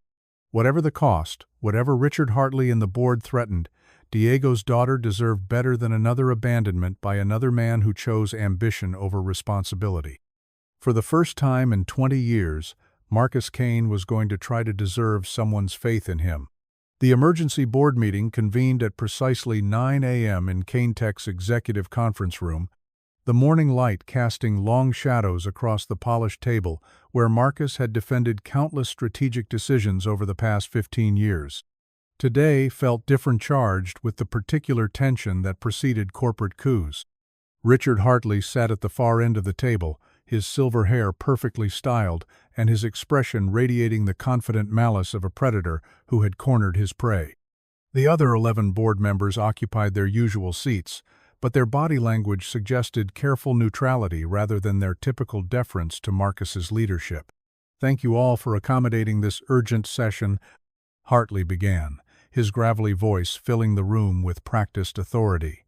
"Recent developments require immediate attention regarding executive leadership and potential conflicts of interest." Marcus remained silent, recognizing the orchestrated nature of what was unfolding. Hartley had clearly spent the previous evening lobbying other board members, building a coalition united by concern about their investment returns rather than any genuine worry about company governance. Yesterday's absence from critical business operations, combined with reports of sudden personal entanglements involving an unidentified child, raises serious questions about priorities and judgment, Hartley continued. KaneTech's shareholders deserve leadership that remains focused exclusively on maximizing company value. Dr. Elizabeth Warren, the board's longest-serving member and former Stanford dean, leaned forward with a frown. "Richard, are you seriously suggesting that temporary childcare responsibilities constitute grounds for questioning Marcus's leadership? That seems rather extreme." "Temporary?" Hartley's eyebrows rose theatrically. "My sources indicate this child has been installed in Marcus's residence. We're not discussing babysitting, Elizabeth. We're talking about a fundamental shift in personal priorities that could compromise decision-making capabilities." Marcus felt his jaw tighten at the clinical way Hartley discussed Lily, as if she were a financial liability rather than a human being. The conversation reinforced everything he'd come to hate about the corporate world he'd fought so hard to join. "The child is Diego Martinez's daughter," Marcus said quietly, his words falling into the room like stones into still water. The silence that followed was absolute. Several board members exchanged confused glances, clearly unfamiliar with the name that had haunted Marcus for 20 years. "Who?" Hartley asked, his confidence faltering slightly. "Diego Martinez was my research partner at Northwestern University," Marcus continued, each word carefully measured. "He died in a car accident 20 years ago, leaving behind a pregnant girlfriend. Their daughter recently lost her mother and had nowhere else to go." The explanation was technically accurate while omitting the devastating details that would destroy everything Marcus had built. But even this sanitized version shifted the room's energy, transforming Hartley's character assassination into something that resembled basic human decency. "I see," Dr. Warren said slowly. "So you're providing assistance to an orphaned child whose father was your friend and colleague. That seems admirable rather than concerning." Hartley's face darkened as he sensed his carefully constructed narrative crumbling. Admirable, perhaps, but irrelevant to corporate governance. Personal charity work shouldn't impact board meetings or strategic decisions. "One missed conference call hardly constitutes impact," countered James Morrison, KaneTech's newest board member and a former tech CEO himself. "Marcus has maintained exceptional performance standards for 15 years. A temporary adjustment to accommodate family responsibilities seems reasonable." The debate continued for another 30 minutes, but Marcus could see that Hartley's coup attempt was failing. The other board members, while concerned about anything that might affect company performance, weren't prepared to challenge leadership over what appeared to be an act of basic human kindness. As the meeting adjourned with nothing more than a request for quarterly updates on any factors affecting executive availability, Marcus felt a mixture of relief and unease. He'd survived Hartley's initial assault, but the encounter had revealed how precarious his position could become if more damaging information surfaced. Marcus returned to his office to find his assistant Jennifer holding a stack of message slips and wearing an expression of barely concealed excitement. "Mr. Kane, you've received several calls from Emma Rodriguez at Chicago Investigative Reports," Jennifer announced. "She says she's researching a feature story about Kane Tech's founding and would like to schedule an interview." Marcus felt ice settle in his stomach. Emma Rodriguez was notorious for her exposés of corporate malfeasance, the kind of journalist who specialized in uncovering the uncomfortable truths that companies preferred to keep buried. Her interest in Kane Tech's origins could only mean trouble. "Did she specify what aspect of the company's founding she wanted to discuss?" Marcus asked, keeping his voice carefully neutral. "Something about early research partnerships and the development of your core AI technology," Jennifer replied, consulting her notes. She mentioned having access to previously undisclosed documentation. The phrase, "previously undisclosed documentation," sent alarm bells ringing through Marcus's mind. What documentation could exist? He'd been meticulous about erasing any paper trail connecting Diego to Kane Tech's founding technology. "Schedule a call for this afternoon," Marcus decided. Better to understand the scope of Rodriguez's investigation than to avoid it and appear suspicious. Meanwhile, across the city in her cramped apartment above a used bookstore, Emma Rodriguez spread dozens of documents across her kitchen table like pieces of a massive puzzle. At 35, Emma had built her reputation by uncovering stories that powerful people preferred to keep hidden: corporate fraud, political corruption, the human cost of unchecked ambition. The Kane Tech investigation had begun as a routine feature about Chicago's most successful tech companies. But inconsistencies in the company's founding narrative had triggered Emma's investigative instincts, leading her down a research rabbit hole that was revealing disturbing patterns. "The timeline doesn't work," Emma muttered to herself, comparing patent filing dates with university records. According to Kane Tech's official history, Marcus Kane had developed his revolutionary AI algorithm as an independent researcher following his departure from Northwestern University. But the patent applications showed a level of sophistication that seemed impossible for someone working alone. Emma picked up a faded newspaper clipping from May 2000 and for a brief obituary for Diego Martinez, described as a promising computer science student who died in a traffic accident just weeks before graduation. The obituary mentioned his groundbreaking research in machine learning and artificial intelligence, supervised by Dr. Sarah Chen. A quick cross-reference revealed that Dr. Chen had served on the academic review board that evaluated patent applications from university-affiliated researchers. More interesting, she'd written a letter of recommendation for Diego Martinez's graduate school applications that described his work as revolutionary and years ahead of current industry standards. Emma reached for her phone and dialed Dr. Chen's office at Northwestern. "Professor Chen, this is Emma Rodriguez from Chicago Investigative Reports. I'm researching a story about artificial intelligence development in Chicago, and I came across references to work by one of your former students, Diego Martinez." The long pause that followed spoke volumes. "I'm not sure I should discuss former students with journalists," Dr. Chen replied carefully.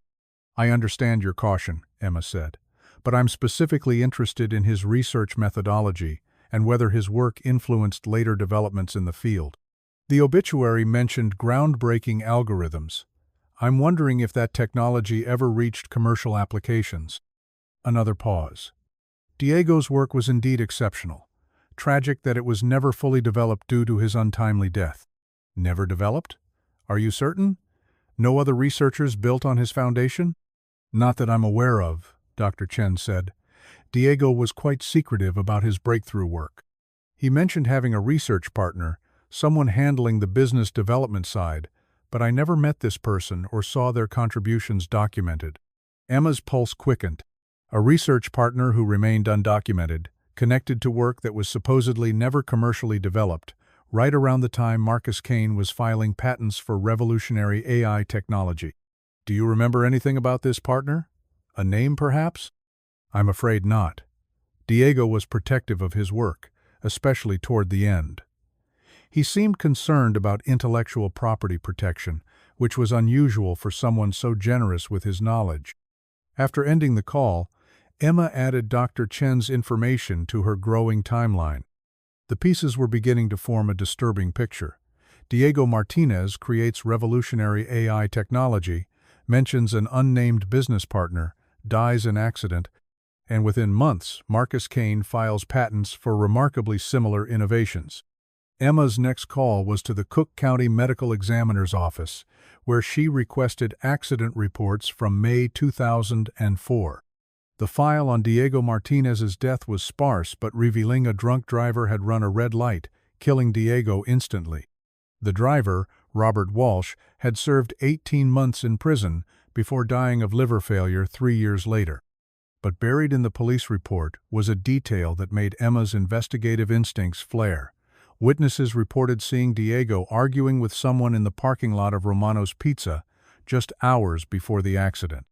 The witness descriptions were vague: a young white male, approximately Diego's age, heated conversation that ended with the unknown person leaving abruptly. Emma stared at the report, wondering if Diego's final day had included a confrontation with his mysterious research partner. Her phone rang, interrupting her speculation. The caller ID showed her editor's number. "Emma, please tell me you have something concrete on this Kane Tech story." Dan Matthews said without preamble, "I've been getting calls from very expensive lawyers suggesting we might want to focus our attention elsewhere." Emma felt a familiar thrill. Corporate lawyers making preemptive calls meant she was onto something significant. "How expensive are we talking?"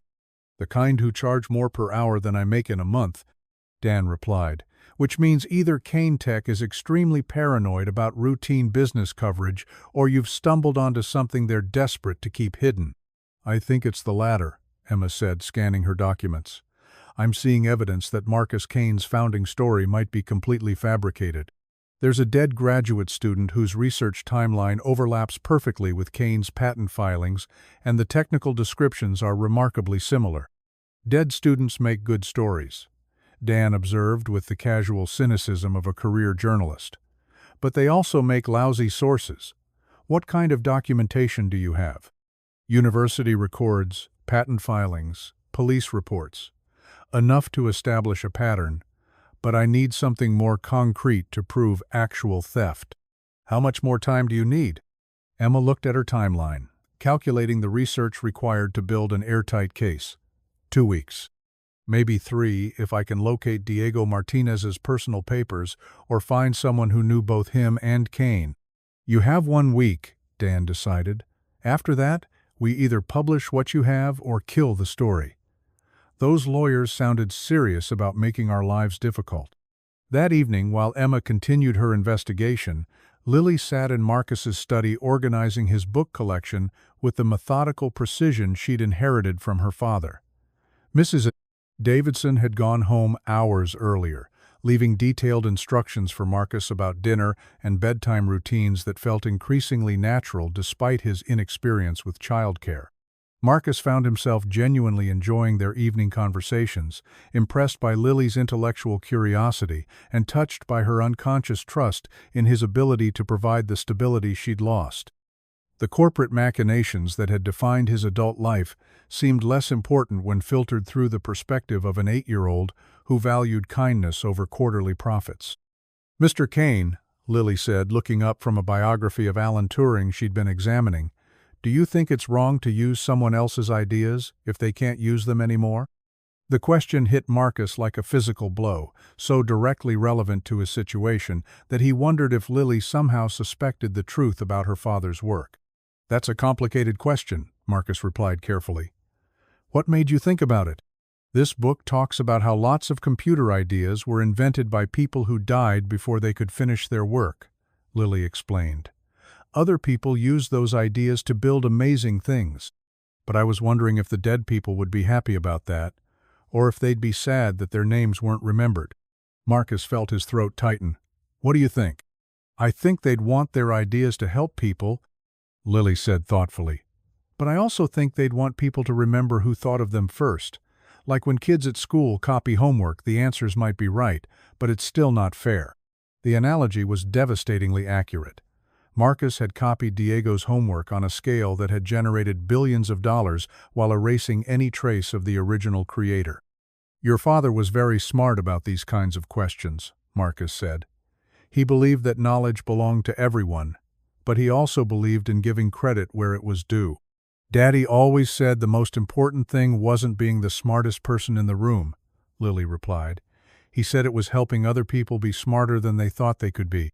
As Marcus tucked Lily into bed that night, she made a request that sent chills down his spine.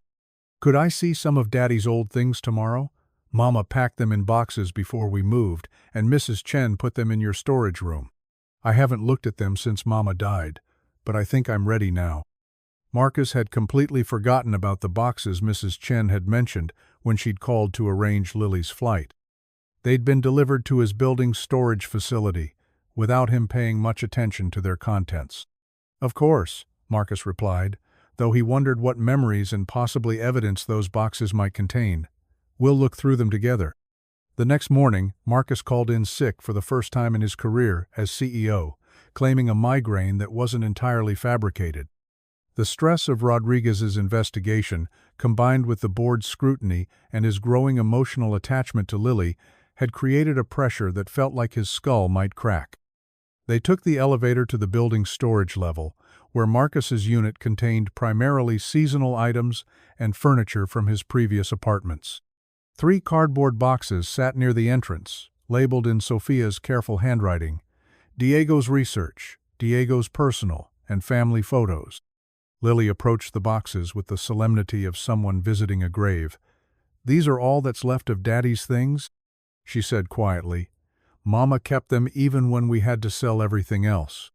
Marcus felt a surge of emotion grief for Diego, sympathy for Sophia's struggle to preserve her daughter's connection to her father, and crushing guilt about his role in their poverty.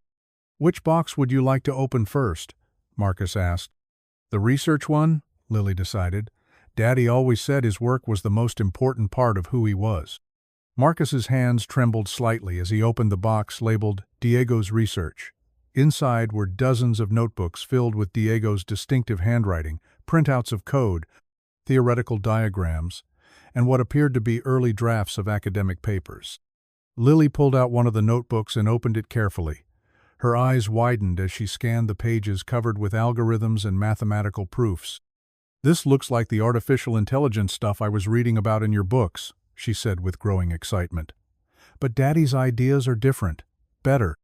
Marcus looked over her shoulder at Diego's notes, recognizing immediately the groundbreaking insights that had formed the foundation of CaneTech's success. But seeing Diego's work in his own handwriting, documented with dates and refinements that clearly preceded Marcus's patent filings by months, felt like staring at evidence of his own crime. Look at this, Lily said, pulling out a folder labeled ADAM Project, Adaptive Decision Algorithm Matrix. Inside were detailed specifications for an AI system that could modify its learning strategies based on environmental feedback, the exact technology that had made CaneTech billions of dollars. Lily continued reading, her comprehension remarkable for someone her age. Daddy wrote here that he was working with a business partner named MK to commercialize the ADAM system. Who's MK? Marcus felt the world tilt beneath him. I don't know, he lied, his voice barely audible. But Lily was already pulling out another documented draft business plan titled Martinez Cane Technologies, Revolutionary AI for the Next Generation. Diego's signature was at the bottom, with a space left for Marcus's signature that remained forever unsigned. Marcus Cane, Lily read aloud. That's you. You were Daddy's business partner. Marcus stared at the document that proved everything their partnership, Diego's innovative genius, the shared dreams that Marcus had ultimately stolen. In Lily's small hands was evidence that could destroy his empire and reveal him as the fraud he'd always known himself to be. "But why didn't you tell me?" Lily asked, her voice small and confused. "Why did you pretend you didn't remember Daddy when you were best friends and business partners?" Marcus sank onto one of the storage room's concrete blocks, overwhelmed by the collision of past and present. All his careful constructions, all his years of buried guilt and rationalized theft, crumbling in the face of an 8-year-old's innocent questions. "Lily," he began, then stopped, unable to find words that could explain 20 years of cowardice and betrayal. "Did you take Daddy's ideas?" she asked quietly, her dark eye, so much like Diego's, studying his face with uncomfortable perception. "Is that why you're so successful and we were so poor?" The direct question hit Marcus like a sledgehammer.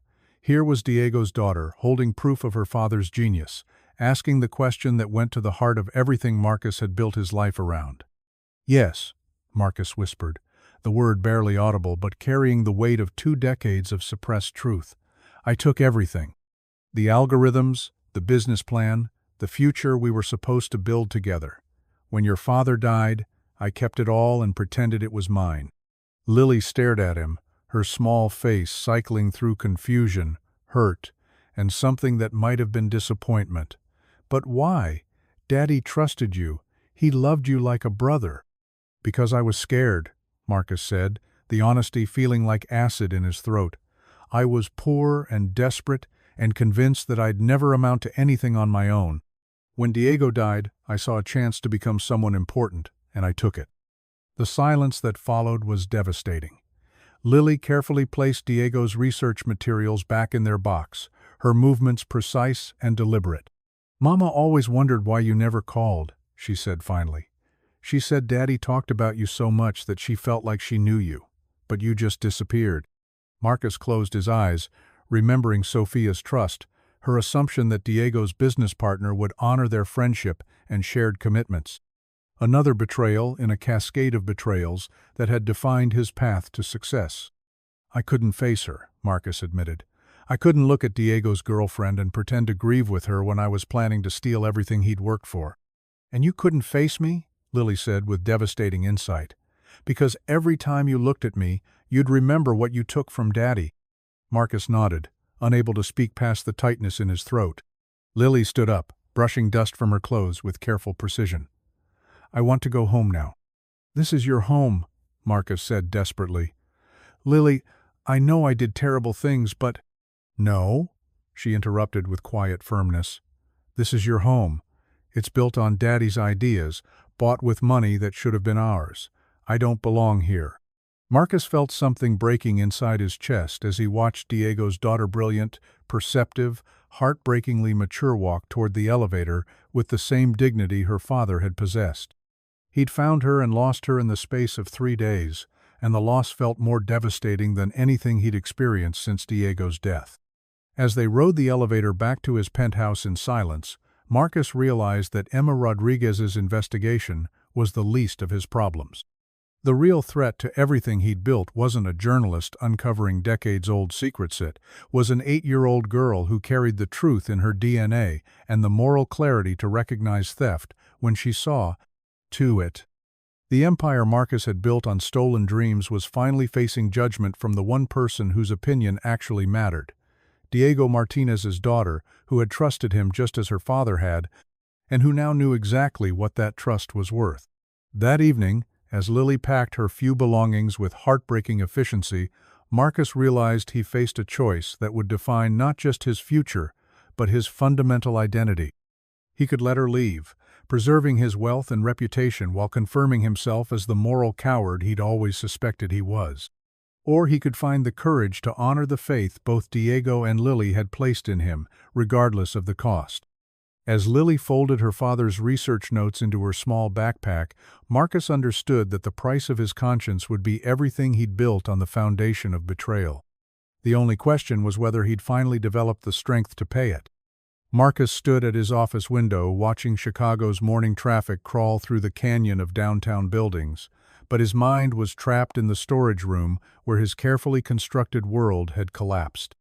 3 days had passed since Lily discovered the truth. 3 days of watching her retreat into polite distance while packing her belongings with heartbreaking efficiency. She hadn't spoken to him except to answer direct questions, and those responses came with the careful courtesy of a well-mannered child addressing a stranger. The warmth that had begun to develop between them had evaporated, replaced by a chasm that felt unbridgeable. Marcus's phone buzzed with another message from his assistant. "Emma Rodriguez has called 4 times this morning. She says it's urgent regarding your interview." The journalist had become increasingly persistent, leaving messages that hinted at information she was prepared to publish with or without his cooperation. Marcus had been avoiding her calls, but he recognized the futility of that strategy. Emma Rodriguez wasn't the type to be deterred by corporate stonewalling. "Put her through," Marcus decided, settling behind his desk with the resignation of someone preparing for surgery without anesthesia. "Mr. Kane," Emma's voice carried the particular edge of a predator who had cornered her prey. "Thank you for finally taking my call. I think we need to discuss some discrepancies I've discovered regarding Kane-Tech's founding." "What kind of discrepancies?" Marcus asked, though he suspected he already knew. "The kind that suggest your revolutionary AI technology wasn't entirely your creation," Emma replied without preamble. "I've been reviewing patent filings, university records, and some very interesting police reports from May 2004. Would you care to comment on your relationship with Diego Martinez?" Marcus felt ice settle in his stomach. The question he'd dreaded for 20 years, delivered with the casual efficiency of someone reading a shopping list. "Diego was a fellow student at Northwestern," Marcus said carefully. "We worked on some projects together." "Projects?" Emma repeated. "Is that what you call the ADAM system? The adaptive decision algorithm matrix that forms the foundation of Kane-Tech's core technology?" Marcus's blood pressure spiked.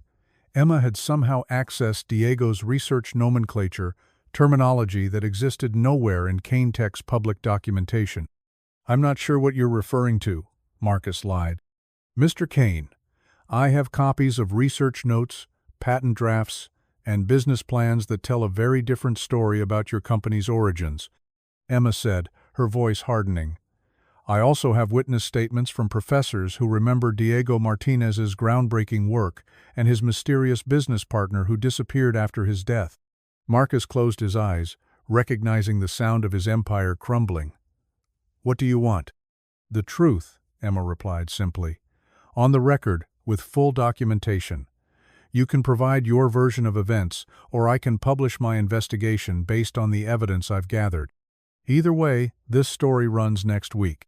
After ending the call, Marcus sat in his executive chair surrounded by the monuments to his success awards, photographs with world leaders, framed articles celebrating his visionary leadership, and felt the weight of 20 years of lies pressing down on him like concrete.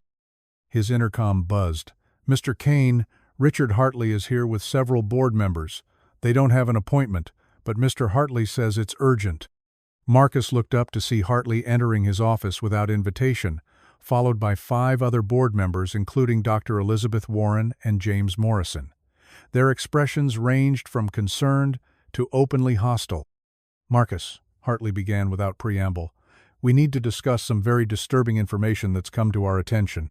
Marcus gestured to the conference area of his office, buying time while his mind raced through possible damage control strategies. The board members arranged themselves with the careful positioning of judges preparing to deliver a verdict.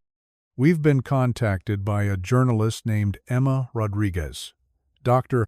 Warren said, her usually kind demeanor replaced by professional concern. "She's making allegations about the origin of Kane-Tech's core technology that could have serious legal and financial implications." "What kind of allegations?" Marcus asked, though he knew deflection was futile. "Intellectual property theft," James Morrison replied bluntly. "She claims you stole breakthrough AI technology from a deceased graduate student and built this company on fraudulent foundations." Hartley leaned forward with predatory satisfaction. "She has documentation, Marcus. Research notes, patent drafts, business plans that predate your filings by months. If these allegations are true, Kane-Tech faces catastrophic liability exposure." Marcus felt the familiar coldness that had carried him through countless corporate battles, but this time it felt different, like armor and more like the chill of approaching death. "These are serious accusations," Marcus said slowly. "I'd need to review any documentation before commenting." "We're not here for comments," Hartley snapped. "We're here because our legal counsel estimates potential damages in the billions if this story is accurate. Patent fraud, shareholders' rights violations, SEC violations, the liability could destroy the company." Dr. Warren's expression softened slightly. "Marcus, if there's any truth to these allegations, we need to know immediately. Crisis management requires full disclosure and immediate action." Marcus looked around the room at these people who had entrusted him with their investments, who had believed in his vision and leadership for 15 years. Their faces showed the particular horror of investors realizing they might have built their wealth on foundations of sand. "There's something you all need to understand," Marcus began, his voice steady despite the chaos in his mind. "Diego Martinez was more than a fellow student. He was my best friend, my research partner, and the most brilliant person I've ever known." The room fell silent, every board member recognizing the significance of Marcus finally acknowledging Diego's existence. "We developed the ADAM system together," Marcus continued, each word feeling like pulling teeth. "It was Diego's breakthrough, his insight into adaptive machine learning that made everything possible. But I was handling the business development, the patent applications, the commercial strategy." "And?" Hartley prompted with barely concealed impatience. Marcus closed his eyes, seeing Diego's face in his memory, trusting, generous, excited about their shared future. "When Diego died in a car accident just before graduation, I was the only person who understood the full commercial potential of his work. His girlfriend was pregnant, grieving, struggling to survive. I convinced myself I was protecting the technology by moving forward alone." "You stole it," Morrison said flatly. "I filed the patents under my name only," Marcus confirmed. "I told myself it was temporary, that I'd add Diego's name once I secured funding and established the company. But temporary became permanent, and Diego's contribution was erased from history. The admission hung in the air like a toxic cloud, 20 years of carefully maintained deception destroyed by the simple act of telling the truth." Dr. Warren spoke first, her voice heavy with disappointment. "Marcus, do you understand what you've done? To Diego's memory, to his family, to this company, to all of us who believed in you?" "I understand," Marcus replied quietly. Hartley's face showed triumphant vindication. "This is catastrophic. When this story breaks, Kane Tech's stock will crater. We'll face shareholder lawsuits, SEC investigations, criminal fraud charges. The company you built on stolen technology will be destroyed." "There's more," Marcus said, recognizing that half-truths would only delay the inevitable. "Diego had a daughter. She's 8 years old, and she's been living with me since her mother died last month." The room erupted in shocked murmurs. James Morrison leaned back in his chair as if physically struck. "The child Hartley mentioned? She's the victim's daughter?" "Diego's daughter," Marcus corrected. "And yes, she knows the truth about her father's work. She found his research notes and confronted me with the evidence." "Good God," Dr. Warren breathed. "This gets worse by the minute." Hartley's expression had shifted from triumph to calculation. "We need immediate damage control. Marcus steps down as CEO. We hire crisis management consultants. We prepare for litigation. Maybe we can limit the damage if we act decisively." "There's another option," Marcus said quietly. "Which is?" Morrison asked. "I make this right." The room fell silent again, board members exchanging glances that suggested they thought Marcus had suffered a nervous breakdown. "How exactly do you propose to make intellectual property theft right?" Hartley asked with obvious skepticism. Marcus stood and walked to his window, looking out at the city where Diego had lived and died, where his daughter had grown up in poverty while Marcus built an empire on her father's genius. "I give it back," Marcus said simply. "All of it. The company, the technology, the profits generated from Diego's work. I establish a foundation in his name, transfer my shares to a trust for his daughter, and tell the world the truth about who really created the technology that changed everything." The silence that followed was deafening. When Hartley finally spoke, his voice carried disbelief rather than anger. "You want to give away a multi-billion-dollar company to make amends for something that happened 20 years ago? "I want to become the man Diego believed I could be," Marcus replied, surprised by the clarity he felt. "The man his daughter deserves to know." "That's insane," Morrison protested. "Even if you wanted to commit financial suicide, the board has a fiduciary responsibility to shareholders. We can't allow you to destroy company value for personal redemption." Marcus turned back to face the room, feeling strangely calm despite the magnitude of what he was proposing. "Then you'll need to remove me as CEO." "Don't tempt us," Hartley said grimly. Dr. Warren leaned forward, her expression more thoughtful than hostile. "Marcus, I understand the impulse toward dramatic gestures, but there might be middle ground. Acknowledgement of Diego's contribution, financial support for his daughter, charitable foundations, ways to honor his memory without destroying the company that employs 1,200 people." "Half measures won't restore what was stolen," Marcus replied. "Diego's daughter deserves more than charity from the man who stole her father's legacy." The debate continued for another hour, but Marcus could see the inevitable outcome forming. The board would vote to remove him, install interim leadership, and attempt to manage the crisis through traditional corporate strategies: denial, delay, settlement negotiations, and carefully crafted public statements that admitted no wrongdoing. After the board members left his office to convene an emergency session, Marcus found himself alone with his conscience for the first time in 20 years. The weight of Diego's betrayal, of Sophia's struggles, of Lily's disappointed trust, all of it pressed down on him with crushing finality. Marcus picked up his phone and dialed his driver. "Robert, I need to go home immediately." The ride to his penthouse passed in a blur of city blocks and afternoon traffic. Marcus stared out the window at the streets where Diego had once walked, where his daughter had grown up believing her father's best friend would protect her if she ever needed help. The elevator to his penthouse had never felt so slow. When the doors finally opened, Marcus stepped into his marble foyer and called out, "Lily, are you here?" Silence. Marcus walked through his apartment, checking the guest room where he found a neatly made bed and empty dresser drawers. On the nightstand sat a folded piece of paper with his name written in Lily's careful script. Marcus unfolded the note with trembling hands. "Mr. Kane, thank you for letting me stay in your house. It's very beautiful, and you were nice to me, even though you didn't have to be. I took Daddy's research papers because they belong to our family, not to people who stole them. Mrs. Chen is picking me up to take me to social services. I told her you were traveling for business and couldn't take care of me anymore. She doesn't know about Daddy's work or what you did. I hope someday you figure out how to be the person Daddy thought you were. He never stopped believing in you, even though you never deserved it. Lily Martinez." Marcus sank onto the bed where Lily had slept for less than a week, holding the note that felt like a final judgment on 20 years of choices. She was gone, vanished back into the social services system with nothing but her father's research notes and the kind of quiet dignity that made her abandonment feel like the natural consequence of his betrayals.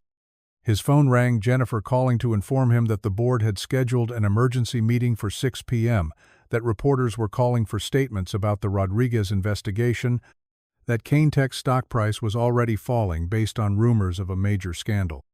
Marcus ignored the call, instead opening his laptop and beginning to type. If the board was going to remove him, if Emma Rodriguez was going to publish her exposé, if his empire was going to crumble under the weight of buried truth, then he would control at least one aspect of the narrative. For the next 3 hours, Marcus wrote with the focused intensity that had once built a corporate empire.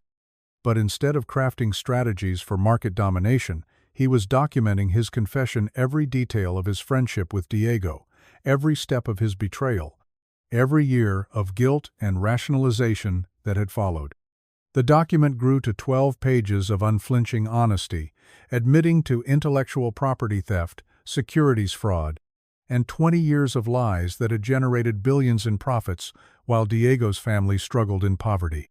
Marcus included specific details about the ADAM system, copies of Diego's original research, and a complete timeline that would give Emma Rodriguez everything she needed to publish an airtight exposé. At 5:45 p.m., 15 minutes before the board meeting that would end his career, Marcus hit send on an email that went to Emma Rodriguez, the the Securities and Exchange Commission, Caintek's board of directors, and every major business journalist in Chicago. The subject line read, "The Truth About Caintek's Origins." A full confession by Marcus Cain. Marcus then called his driver one final time. "Robert, I need you to take me to the Cook County Social Services office on Harrison Street." "Sir, are you certain? The board meeting has been canceled," Marcus replied. "At least for me." The Social Services building was a monument to bureaucratic efficiency: beige walls, fluorescent lighting, and the particular smell of industrial disinfectant that Marcus associated with institutions designed to process human tragedy. He approached the reception desk with the same determination that had once characterized his most important business negotiations. "I'm looking for Lily Martinez," he told the receptionist. "She was brought here this afternoon by a neighbor, Mrs. Chen." The receptionist, a middle-aged woman with tired eyes and a patient expression, consulted her computer. "Are you family?" Marcus paused, realizing that all his usual titles, CEO, billionaire, business leader, were meaningless here. "I'm the person who's supposed to take care of her. Her father asked me to before he died." "I'll need to speak with a supervisor," the receptionist said, clearly accustomed to complicated family situations. "Please have a seat." Marcus sat in one of the uncomfortable plastic chairs that lined the waiting area, surrounded by other people dealing with crisis and loss. A teenage mother filled out paperwork while bouncing a crying baby. An elderly man argued quietly with a caseworker about his grandson's placement. The raw human need in the room made Marcus's corporate problems feel abstract and distant. 20 minutes later, a social worker named Patricia Williams emerged from the office area. She was a woman in her 50s with graying hair and the kind of tired compassion that came from years of helping children navigate adult failures. "Mr. Cain, I understand you're here about Lily Martinez." "Yes. Where is she?" "She's in our temporary care facility while we assess placement options," Ms. Williams replied. "But I have to ask, why did you wait until now to claim responsibility for her? Our records show she's been in Chicago for several days." Marcus felt the weight of truth-telling that had become his new reality. "Because I was a coward. Because facing her meant facing what I'd done to her father. Because I convinced myself that my guilt mattered more than her need for family." Ms. Williams studied his face with the expertise of someone trained to evaluate human motivation. "That's an unusually honest answer. Most people in your situation try to justify their behavior." "I'm done justifying," Marcus said simply. "I just want to take care of Diego's daughter the way I should have been doing for 8 years. "Diego?" "Her father. He was my best friend, and I failed him completely. But maybe I can avoid failing her." "Ms." Williams gestured toward her office. "Let's talk about what that means practically. Lily mentioned that you're facing some business difficulties that might affect your ability to provide stable care." As they walked through the maze of cubicles and offices, Marcus realized that his confession email had probably triggered a chain reaction of legal and financial consequences that would dominate news cycles for weeks. By tomorrow, his name would be synonymous with corporate fraud rather than technological innovation. "My business difficulties are irrelevant to my commitment to Lily," Marcus said. "Whatever happens with my company, she deserves better than the foster care system." In Ms. Williams's office, Marcus found himself explaining his relationship with Diego, his betrayal and guilt, and his determination to honor his friend's faith despite the catastrophic cost. The social worker listened with professional attention, occasionally asking clarifying questions about his financial stability and living situation. "Mr. Cain, I have to be direct," Ms. Williams said after hearing his story. "Our primary concern is Lily's welfare. If you're facing criminal charges or financial ruin, as news reports suggest, then placement with you might not serve her best interests." Marcus leaned forward, feeling desperate in a way that no corporate crisis had ever made him feel. "Ms. Williams, I have enough personal assets to provide for Lily regardless of what happens to my company. More importantly, I'm the only connection she has to her father's memory. Diego trusted me with his daughter's future, and I need to prove worthy of that trust. And if Lily doesn't want to live with you, She's been through significant trauma, and children often blame adults for circumstances beyond anyone's control. The question Marcus had been dreading. Then I'll respect her decision. But I'll also make sure she knows that her father was a genius whose work changed the world, and that she has options and resources because of his legacy. Ms. Williams made notes in Lily's file, then looked up with the kind of measured optimism that characterized experienced social workers. I'll arrange for you to speak with Lily. The decision about placement will ultimately depend on her comfort level and our assessment of your ability to provide stable care. 10 minutes later, Marcus found himself in a small conference room, facing the child who carried all of his hopes for redemption. Lily sat across from him at a scarred wooden table, her small hands folded precisely in her lap, her expression guarded but not hostile. "Hello, Lily." "Hello, Mr. Kane." Her voice was polite but distant. "I came to apologize," Marcus said, abandoning any attempt at adult manipulation or persuasion. "For lying to you, for stealing your father's work, for building my success on the foundation of his grave. You deserved the truth from the beginning." Lily studied his face with those dark eyes that reminded him so painfully of Diego. "Are you apologizing because you're sorry, or because you got caught?" The question was devastating in its directness. "Both," Marcus admitted. "I've been sorry for 20 years, but I was too much of a coward to admit it until you forced me to face what I'd done. Ms. Williams says you might lose all your money and go to jail." "That's possible," Marcus confirmed. "Would that make you happy?" Lily considered the question with her characteristic thoughtfulness. "It would make me sad. Daddy wouldn't want anyone to go to jail because of him, even someone who stole from him." The casual forgiveness in her words nearly broke Marcus's composure. Even now, facing the destruction of everything he'd built, Diego's generosity lived on in his daughter's refusal to celebrate his enemy's downfall. "Lily, I know I don't deserve your trust after everything I've done," Marcus said, "but I want you to know that your father was extraordinary. His work didn't just make me rich, it changed how computers learn, how artificial intelligence develops, how millions of people interact with technology every day. He was a genius, and you carry his intelligence in every question you ask." "I know Daddy was smart," Lily replied. "Mama told me stories about him every night before bed. What I want you to know is that you have choices, real choices. Your father's work generated billions of dollars that should have belonged to your family. I'm going to make sure you get what's rightfully yours, whether you ever speak to me again or not." Lily tilted her head, studying him with curious intensity. "Why would you give me money if you hate me for catching you?" "I don't hate you, Lily. I'm grateful you found the truth, even though it's destroying my life.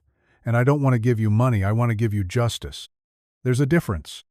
For the first time since discovering her father's research notes, Lily's expression softened slightly. "What's going to happen to you?"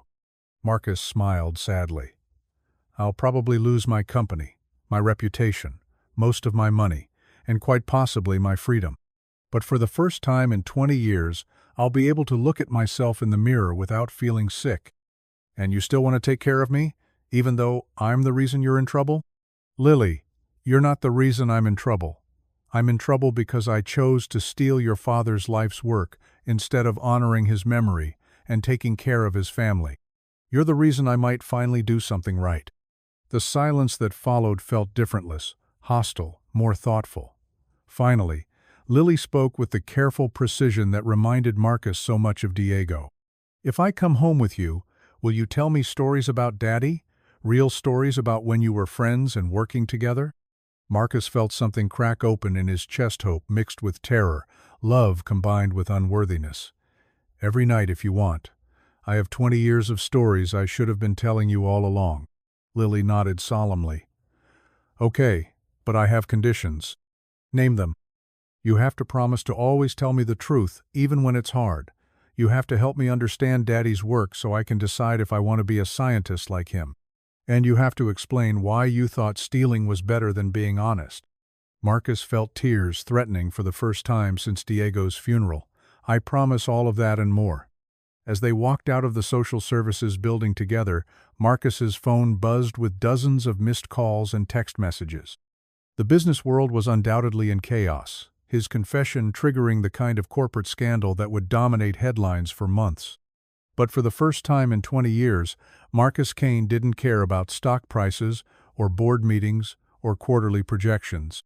He was walking through downtown Chicago with Diego Martinez's daughter, finally ready to become the man his best friend had always believed he could be, regardless of the cost. 6 months later, the modest two-bedroom apartment in Lincoln Park bore no resemblance to the marble penthouse that had once defined Marcus Kane's existence. The furniture was practical rather than prestigious, purchased from stores that ordinary families could afford. The walls displayed Lily's artwork alongside framed photographs of Diego that Sophia had carefully preserved images of a young man with brilliant eyes and an infectious smile that Marcus was finally learning to remember without crushing guilt. Marcus stood at the kitchen counter preparing breakfast, a morning routine that had become sacred over the past half-year. The simple act of making pancakes while Lily worked on homework at their small dining table filled him with a contentment he'd never experienced during his years of corporate dominance. "The foundation board meeting is this afternoon," Lily reminded him, not looking up from the calculus textbook that would have challenged most college students. At 9 years old, she was already working through mathematics that demonstrated her inheritance of Diego's extraordinary analytical gifts. "I remember," Marcus replied, flipping pancakes with the practiced ease of someone who had discovered that domestic competence was far more satisfying than corporate conquest. "Are you sure you want to attend? It might be boring for someone your age." Lily looked up with the patient expression she reserved for Marcus's occasional underestimation of her capabilities. "It's Daddy's foundation. I want to understand how his work is helping people." The Diego Martinez Foundation had become the most meaningful project of Marcus's life, transforming his guilt into action and his wealth into justice. Established with $2.3 billion, roughly half of Marcus's personal assets after the Kane-Tech settlement, the foundation focused on educational technology for underserved communities, artificial intelligence, ethics, research, and support for children who had lost parents in accidents. The public revelation of Kane-Tech's true origins had triggered a corporate earthquake that dominated business news for months. Marcus's confession had been unprecedented in its detail and unflinching honesty, providing journalists and investigators with every document needed to understand the scope of the fraud. The subsequent legal proceedings had been swift and devastating.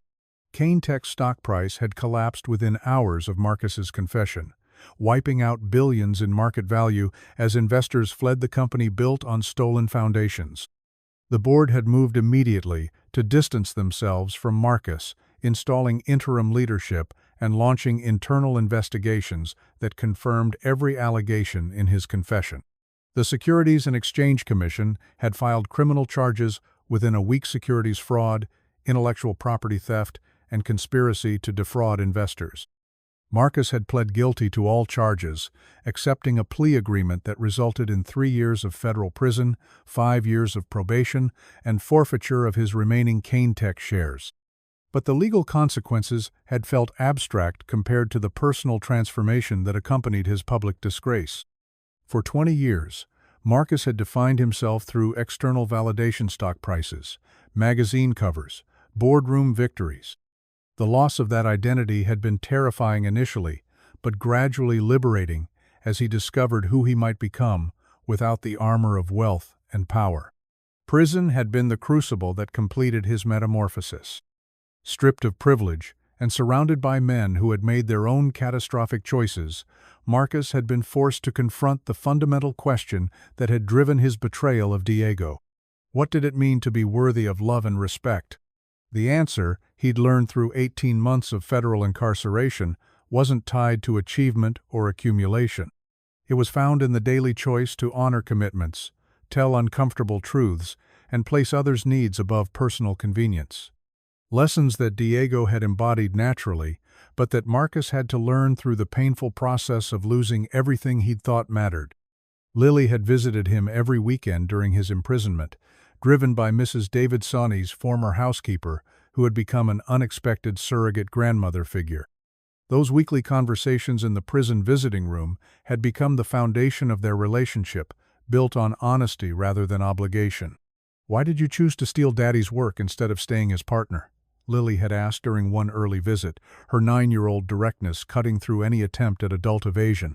"Because I was afraid that I wasn't smart enough or talented enough to deserve success on my own," Marcus had replied, the truth feeling less painful each time he spoke it. "I thought your father's genius could make me into someone important, but I was too cowardly to share the credit." "But Daddy would have shared everything with you anyway," Lily had observed with devastating accuracy. "That's what partners do." "Your father understood partnership in ways I was too selfish to appreciate," Marcus had agreed. "He wanted to build something together because he believed success was better when shared. I thought partnership meant weakness because I'd never experienced real friendship before I met him." These conversations had gradually rebuilt trust between them, though Marcus never presumed to replace the father Lily had lost. Instead, he focused on becoming the kind of mentor Diego would have wanted for his daughter, someone who valued curiosity over achievement, integrity over advantage, wisdom over wealth. Emma Rodriguez's exposé had won a Pulitzer Prize for investigative journalism, her comprehensive reporting providing the definitive account of corporate fraud disguised as innovation. But Emma had also become an unexpected ally, helping Marcus navigate media attention while protecting Lily's privacy. Her articles about the Diego Martinez Foundation had drawn national attention to the intersection of artificial intelligence ethics and social justice. "More universities want to partner with the foundation," Marcus mentioned as they finished breakfast. "MIT Stanford, Carnegie Mellon, they're all interested in funding research that builds on your father's original insights." Lily's face lit up with the particular pride she felt whenever Diego's genius received recognition. "Does that mean more people will learn about Daddy's real contributions to computer science?" "It means your father's name will be associated with every breakthrough that builds on his foundation," Marcus confirmed. "The way it should have been 20 years ago." The morning proceeded with the comfortable rhythm they'd established since Marcus's release from prison. Lily attended Lincoln Elementary's gifted program, while Marcus worked from their apartment, managing foundation operations with the intensity he'd once brought to corporate acquisition. The work was demanding but fulfilling in ways that quarterly profit reports had never been. Marcus's phone rang as he reviewed grant applications from researchers studying ethical AI development. The caller ID showed Jennifer Walshes, former assistant who had remained loyal despite the scandal, helping him transition from corporate empire to philanthropic foundation. "Marcus, the Chicago Tribune wants to interview you about the foundation's first-year impact report," Jennifer announced. "They're particularly interested in the scholarships for children who've lost parents in accidents." Marcus glanced at Lily, who was organizing her school supplies with the methodical precision that reminded him daily of Diego. "Schedule it for next week. And make sure they understand that any coverage should focus on the foundation's work, not on my personal redemption narrative." "Understood." Also, Dr. Sarah Chen from Northwestern called. She wants to discuss naming the new AI research center after Diego. The news brought unexpected emotion. Dr. Chen had been Diego's advisor, one of the few people who remembered his genuine brilliance rather than the sanitized version Marcus had constructed for corporate mythology. "Tell her yes," Marcus said immediately. Diego would have loved knowing his work was inspiring the next generation of researchers. That afternoon, Marcus and Lily took the bus to the Foundation's downtown offices, a modest suite that emphasized function over prestige. The contrast with Caintek's gleaming headquarters was deliberate. Every dollar saved on overhead meant more resources directed toward educational programs and research grants. The Foundation's board meeting included Dr. Energy 100, Chen, Emma Rodriguez, and several other individuals whose commitment to social justice had replaced the wealth-focused perspective of Marcus's previous corporate governance. Lily sat quietly in the corner, following discussions about grant allocations and program assessments with the focused attention she brought to everything involving her father's legacy. "The tutoring program has exceeded all projections," reported Maria Santos, the Foundation's program director. "We're serving 800 students across 12 cities, with measurable improvement in mathematics and science comprehension among children from low-income families." "What about the AI ethics research?" asked Dr. Chen. Diego always believed that artificial intelligence should enhance human dignity rather than replace human judgment. 15 universities are now funded to study responsible AI development, Marcus replied, consulting his notes. Each program requires researchers to consider social impact alongside technical innovation, the approach Diego would have insisted on if he'd lived to see how his algorithms evolved. Lily raised her small hand with the polite formality she maintained during official meetings. Could we fund programs that teach kids how computers learn? Like Daddy used to explain to me? The board members exchanged glances, recognizing the wisdom in her suggestion. Children who understood artificial intelligence principles would be better equipped to navigate a world increasingly shaped by algorithmic decision-making. That's brilliant, Emma said with genuine enthusiasm. Educational programs that demystify AI technology while teaching ethical principles. We could start with pilot programs in elementary schools. I could help design the curriculum, Lily offered with the quiet confidence that characterized her contributions to foundation planning. I know how Daddy explained complicated things in ways kids could understand. Marcus felt the familiar surge of pride and grief that accompanied moments when Lily displayed her father's gifts. She possessed Diego's intuitive understanding of how learning occurred, combined with a wisdom about human nature that seemed far beyond her years. After the meeting, Marcus and Lily walked through downtown Chicago as the late afternoon sun painted the skyline in shades of gold and amber. The city looked different now, less like a battlefield for corporate conquest, and more like a community where people built meaningful lives through connection and contribution. "Are you happy?" Lily asked as they paused at a crosswalk. The question caught Marcus off guard, partly because happiness hadn't been a consideration during his years of wealth accumulation, and partly because the answer required careful thought. "I'm content," Marcus replied finally, "which is different from happy, but better in some ways. Are you happy?" Lily considered this with her characteristic thoughtfulness. "I miss Mama and Daddy every day, but I like living with you now that you tell the truth about things.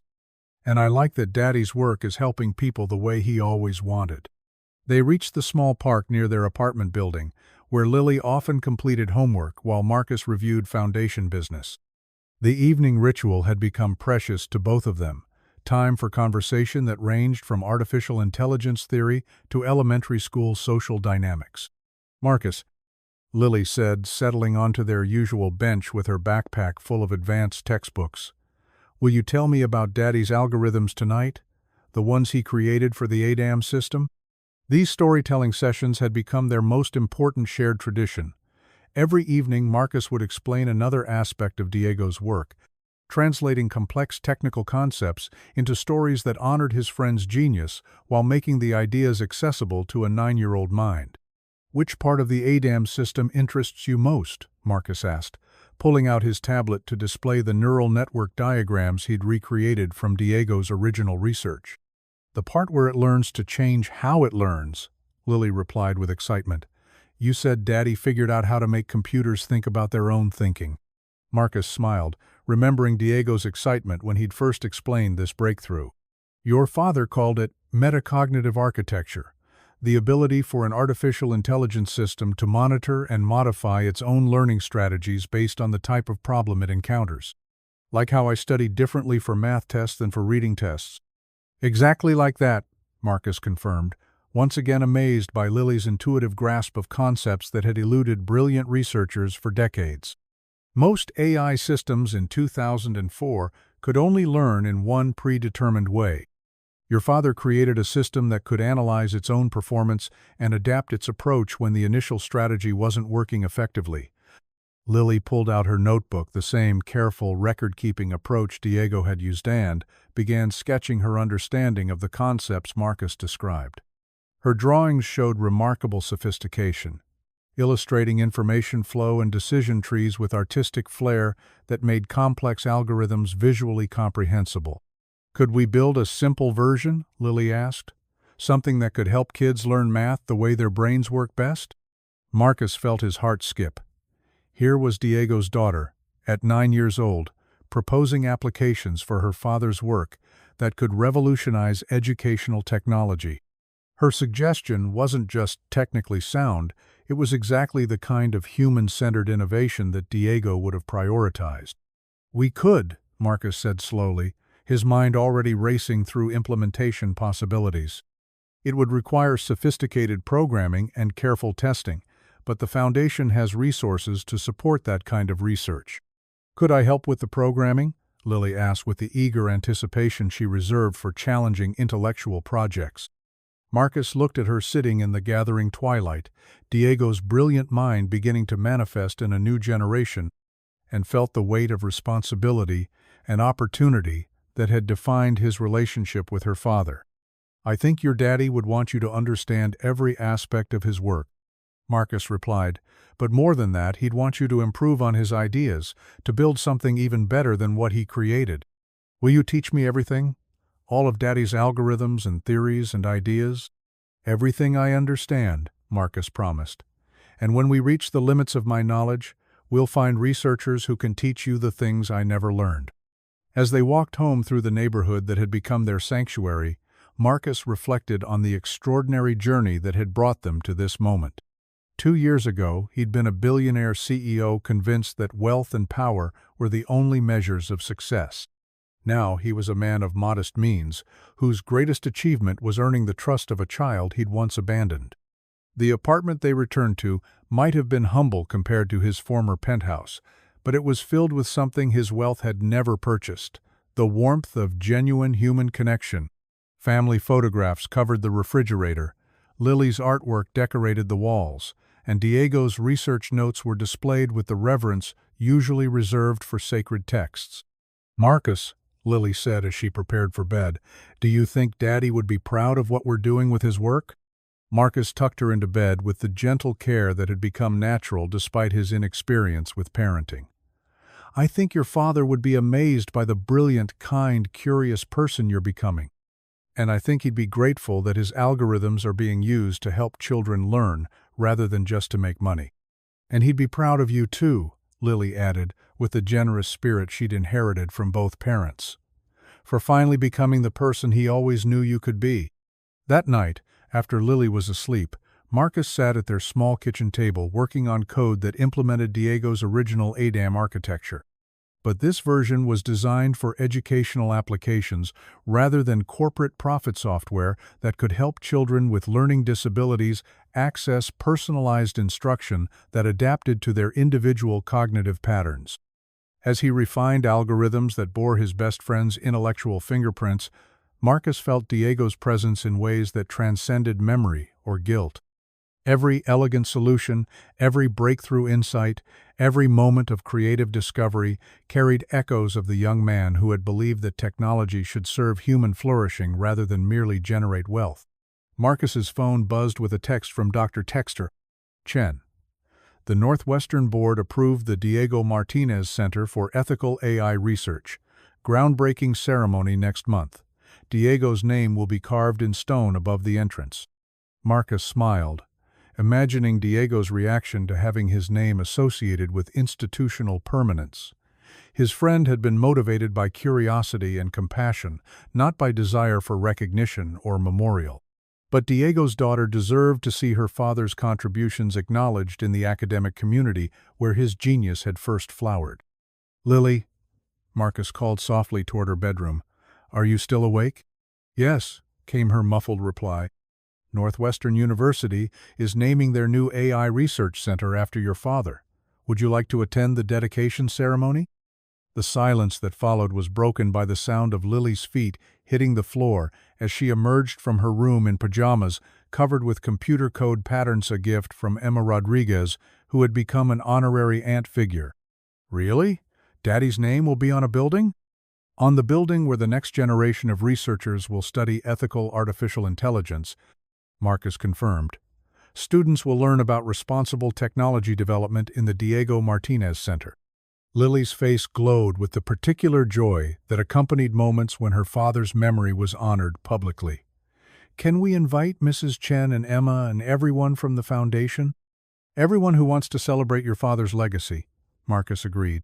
As Lily returned to bed with excitement about the dedication ceremony, Marcus continued working on the educational software that would carry Diego's innovations into classrooms, serving children who reminded him of his younger, self-brilliant minds, trapped in circumstances that seemed to preclude success.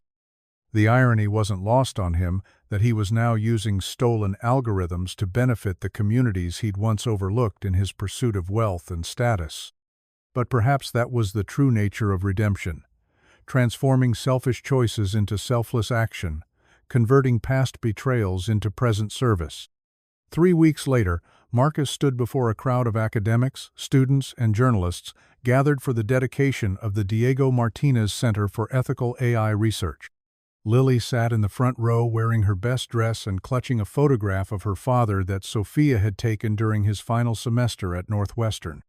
23 years ago, a brilliant young man named Diego Martinez created artificial intelligence algorithms that would change the world. Marcus began, his voice carrying clearly across the assembled audience. Diego understood that technology's greatest potential lay not in replacing human intelligence, but in amplifying human wisdom and compassion. Marcus spoke for 10 minutes about Diego's vision of AI that served social justice rather than corporate profit, about research that considered ethical implications alongside technical innovation, about the responsibility that came with creating systems that would shape future generations.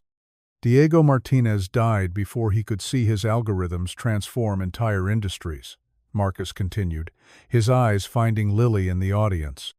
But his daughter carries his curiosity, his brilliance, and his commitment to using knowledge for the benefit of others. The students who learn in this center will inherit not just Diego's technical insights, but his belief that artificial intelligence should enhance human dignity rather than diminish it. After the ceremony, as professors and graduate students toured the new facility, Lily approached the bronze plaque that bore her father's name and dates. She traced the letters with her small finger, her expression serious and thoughtful. "Does it feel strange?" Marcus asked, standing beside her. "Seeing Daddy's name permanent like this?" "It feels right," Lily replied with quiet satisfaction. "Daddy always said ideas were meant to be shared, not owned. Now his ideas will help lots of people learn to use computers the right way."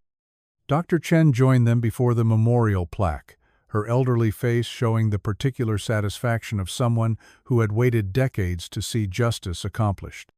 "Diego would have been so proud," she said, looking from the plaque to Lily. "Not just of the recognition, but of seeing how his work is inspiring ethical research and educational innovation." "Dr. Chen," Lily said with the polite formality she maintained with academic authorities, "could you tell me about Daddy when he was your student? Marcus tells me stories, but I want to know what you remember." As Dr. Chen began sharing memories of Diego's undergraduate research, Marcus felt the weight of 23 years of guilt finally lifting completely. He had spent 2 decades defining himself through wealth accumulation and corporate conquest, convinced that external achievement could compensate for internal emptiness. But standing in the Diego Martinez Center for Ethical AI Research, watching his best friend's daughter absorb stories about the father she barely remembered, Marcus understood that redemption hadn't required grand gestures or dramatic reversals. It had required the daily choice to honor truth over convenience, relationships over transactions, service over self-interest. That evening in their modest apartment, Marcus and Lily worked together on the educational software that would bring Diego's algorithms into elementary school classrooms. Lily's contributions were becoming increasingly sophisticated, her 9-year-old mind grasping concepts that had challenged Marcus's understanding. What if the computer could recognize when kids get frustrated and automatically switch to easier problems until they feel confident again? Lily suggested, her fingers dancing across the keyboard with inherited facility. "That's brilliant," Marcus replied, watching her implement changes to their code with intuitive understanding of user psychology. "Your father would be amazed by how you think about the emotional aspects of learning. Daddy always said feelings were just as important as facts," Lily observed, debugging a section of code with methodical precision. "Computers that ignore how people feel aren't really helpful, even if they're technically perfect." As midnight approached, and Lily finally agreed to go to bed, Marcus remained at their kitchen table refinishing the software that would serve as Diego's true memorial. Not the bronze plaque or the research center or the foundation grants, but actual code that would help real children access education that adapted to their individual needs. Marcus saved his work and looked around the apartment that had become home in ways his penthouse never had. Diego's photographs smiled from every surface. Lily's artwork covered the walls, and the research notes that had once been evidence of theft were now treasured family documents that guided their continued work. In losing everything he'd thought mattered, Marcus had discovered what actually did matter: the trust of a child who saw past his failures to his potential for goodness, the satisfaction of work that served others rather than enriching himself, and the daily opportunity to honor the memory of the friend whose faith had never wavered despite betrayal that would have justified hatred. As Marcus prepared for sleep in the small bedroom that was all he needed, his phone chimed with a text from Lily. "Thank you for helping me understand Daddy's work. I think I want to be a computer scientist like him when I grow up, but one who makes sure AI helps kids learn better. Good night." Marcus smiled, recognizing Diego's compassionate brilliance emerging in a new generation. Tomorrow would bring more foundation work, more educational software development, more opportunities to transform past betrayals into present service. But tonight, Marcus Kane finally understood what Diego Martinez had always known. True success wasn't measured by what you accumulated, but by what you contributed to the lives of others. In choosing redemption over self-preservation, Marcus had lost an empire but gained a family. He had forfeited wealth but found purpose. He had abandoned the illusion of self-made success but discovered the reality of shared accomplishment. Most importantly, he had finally become the man Diego had always believed he could be not despite his failures.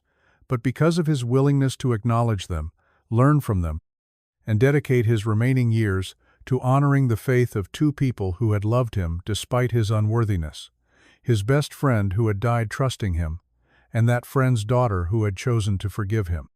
Outside their apartment windows, Chicago slept peacefully, unaware that in a modest home in Lincoln Park, Diego Martinez's legacy was being carried forward by the two people who understood its true value, not as a path to personal wealth, but as a foundation for lifting others toward their own extraordinary potential. Chap.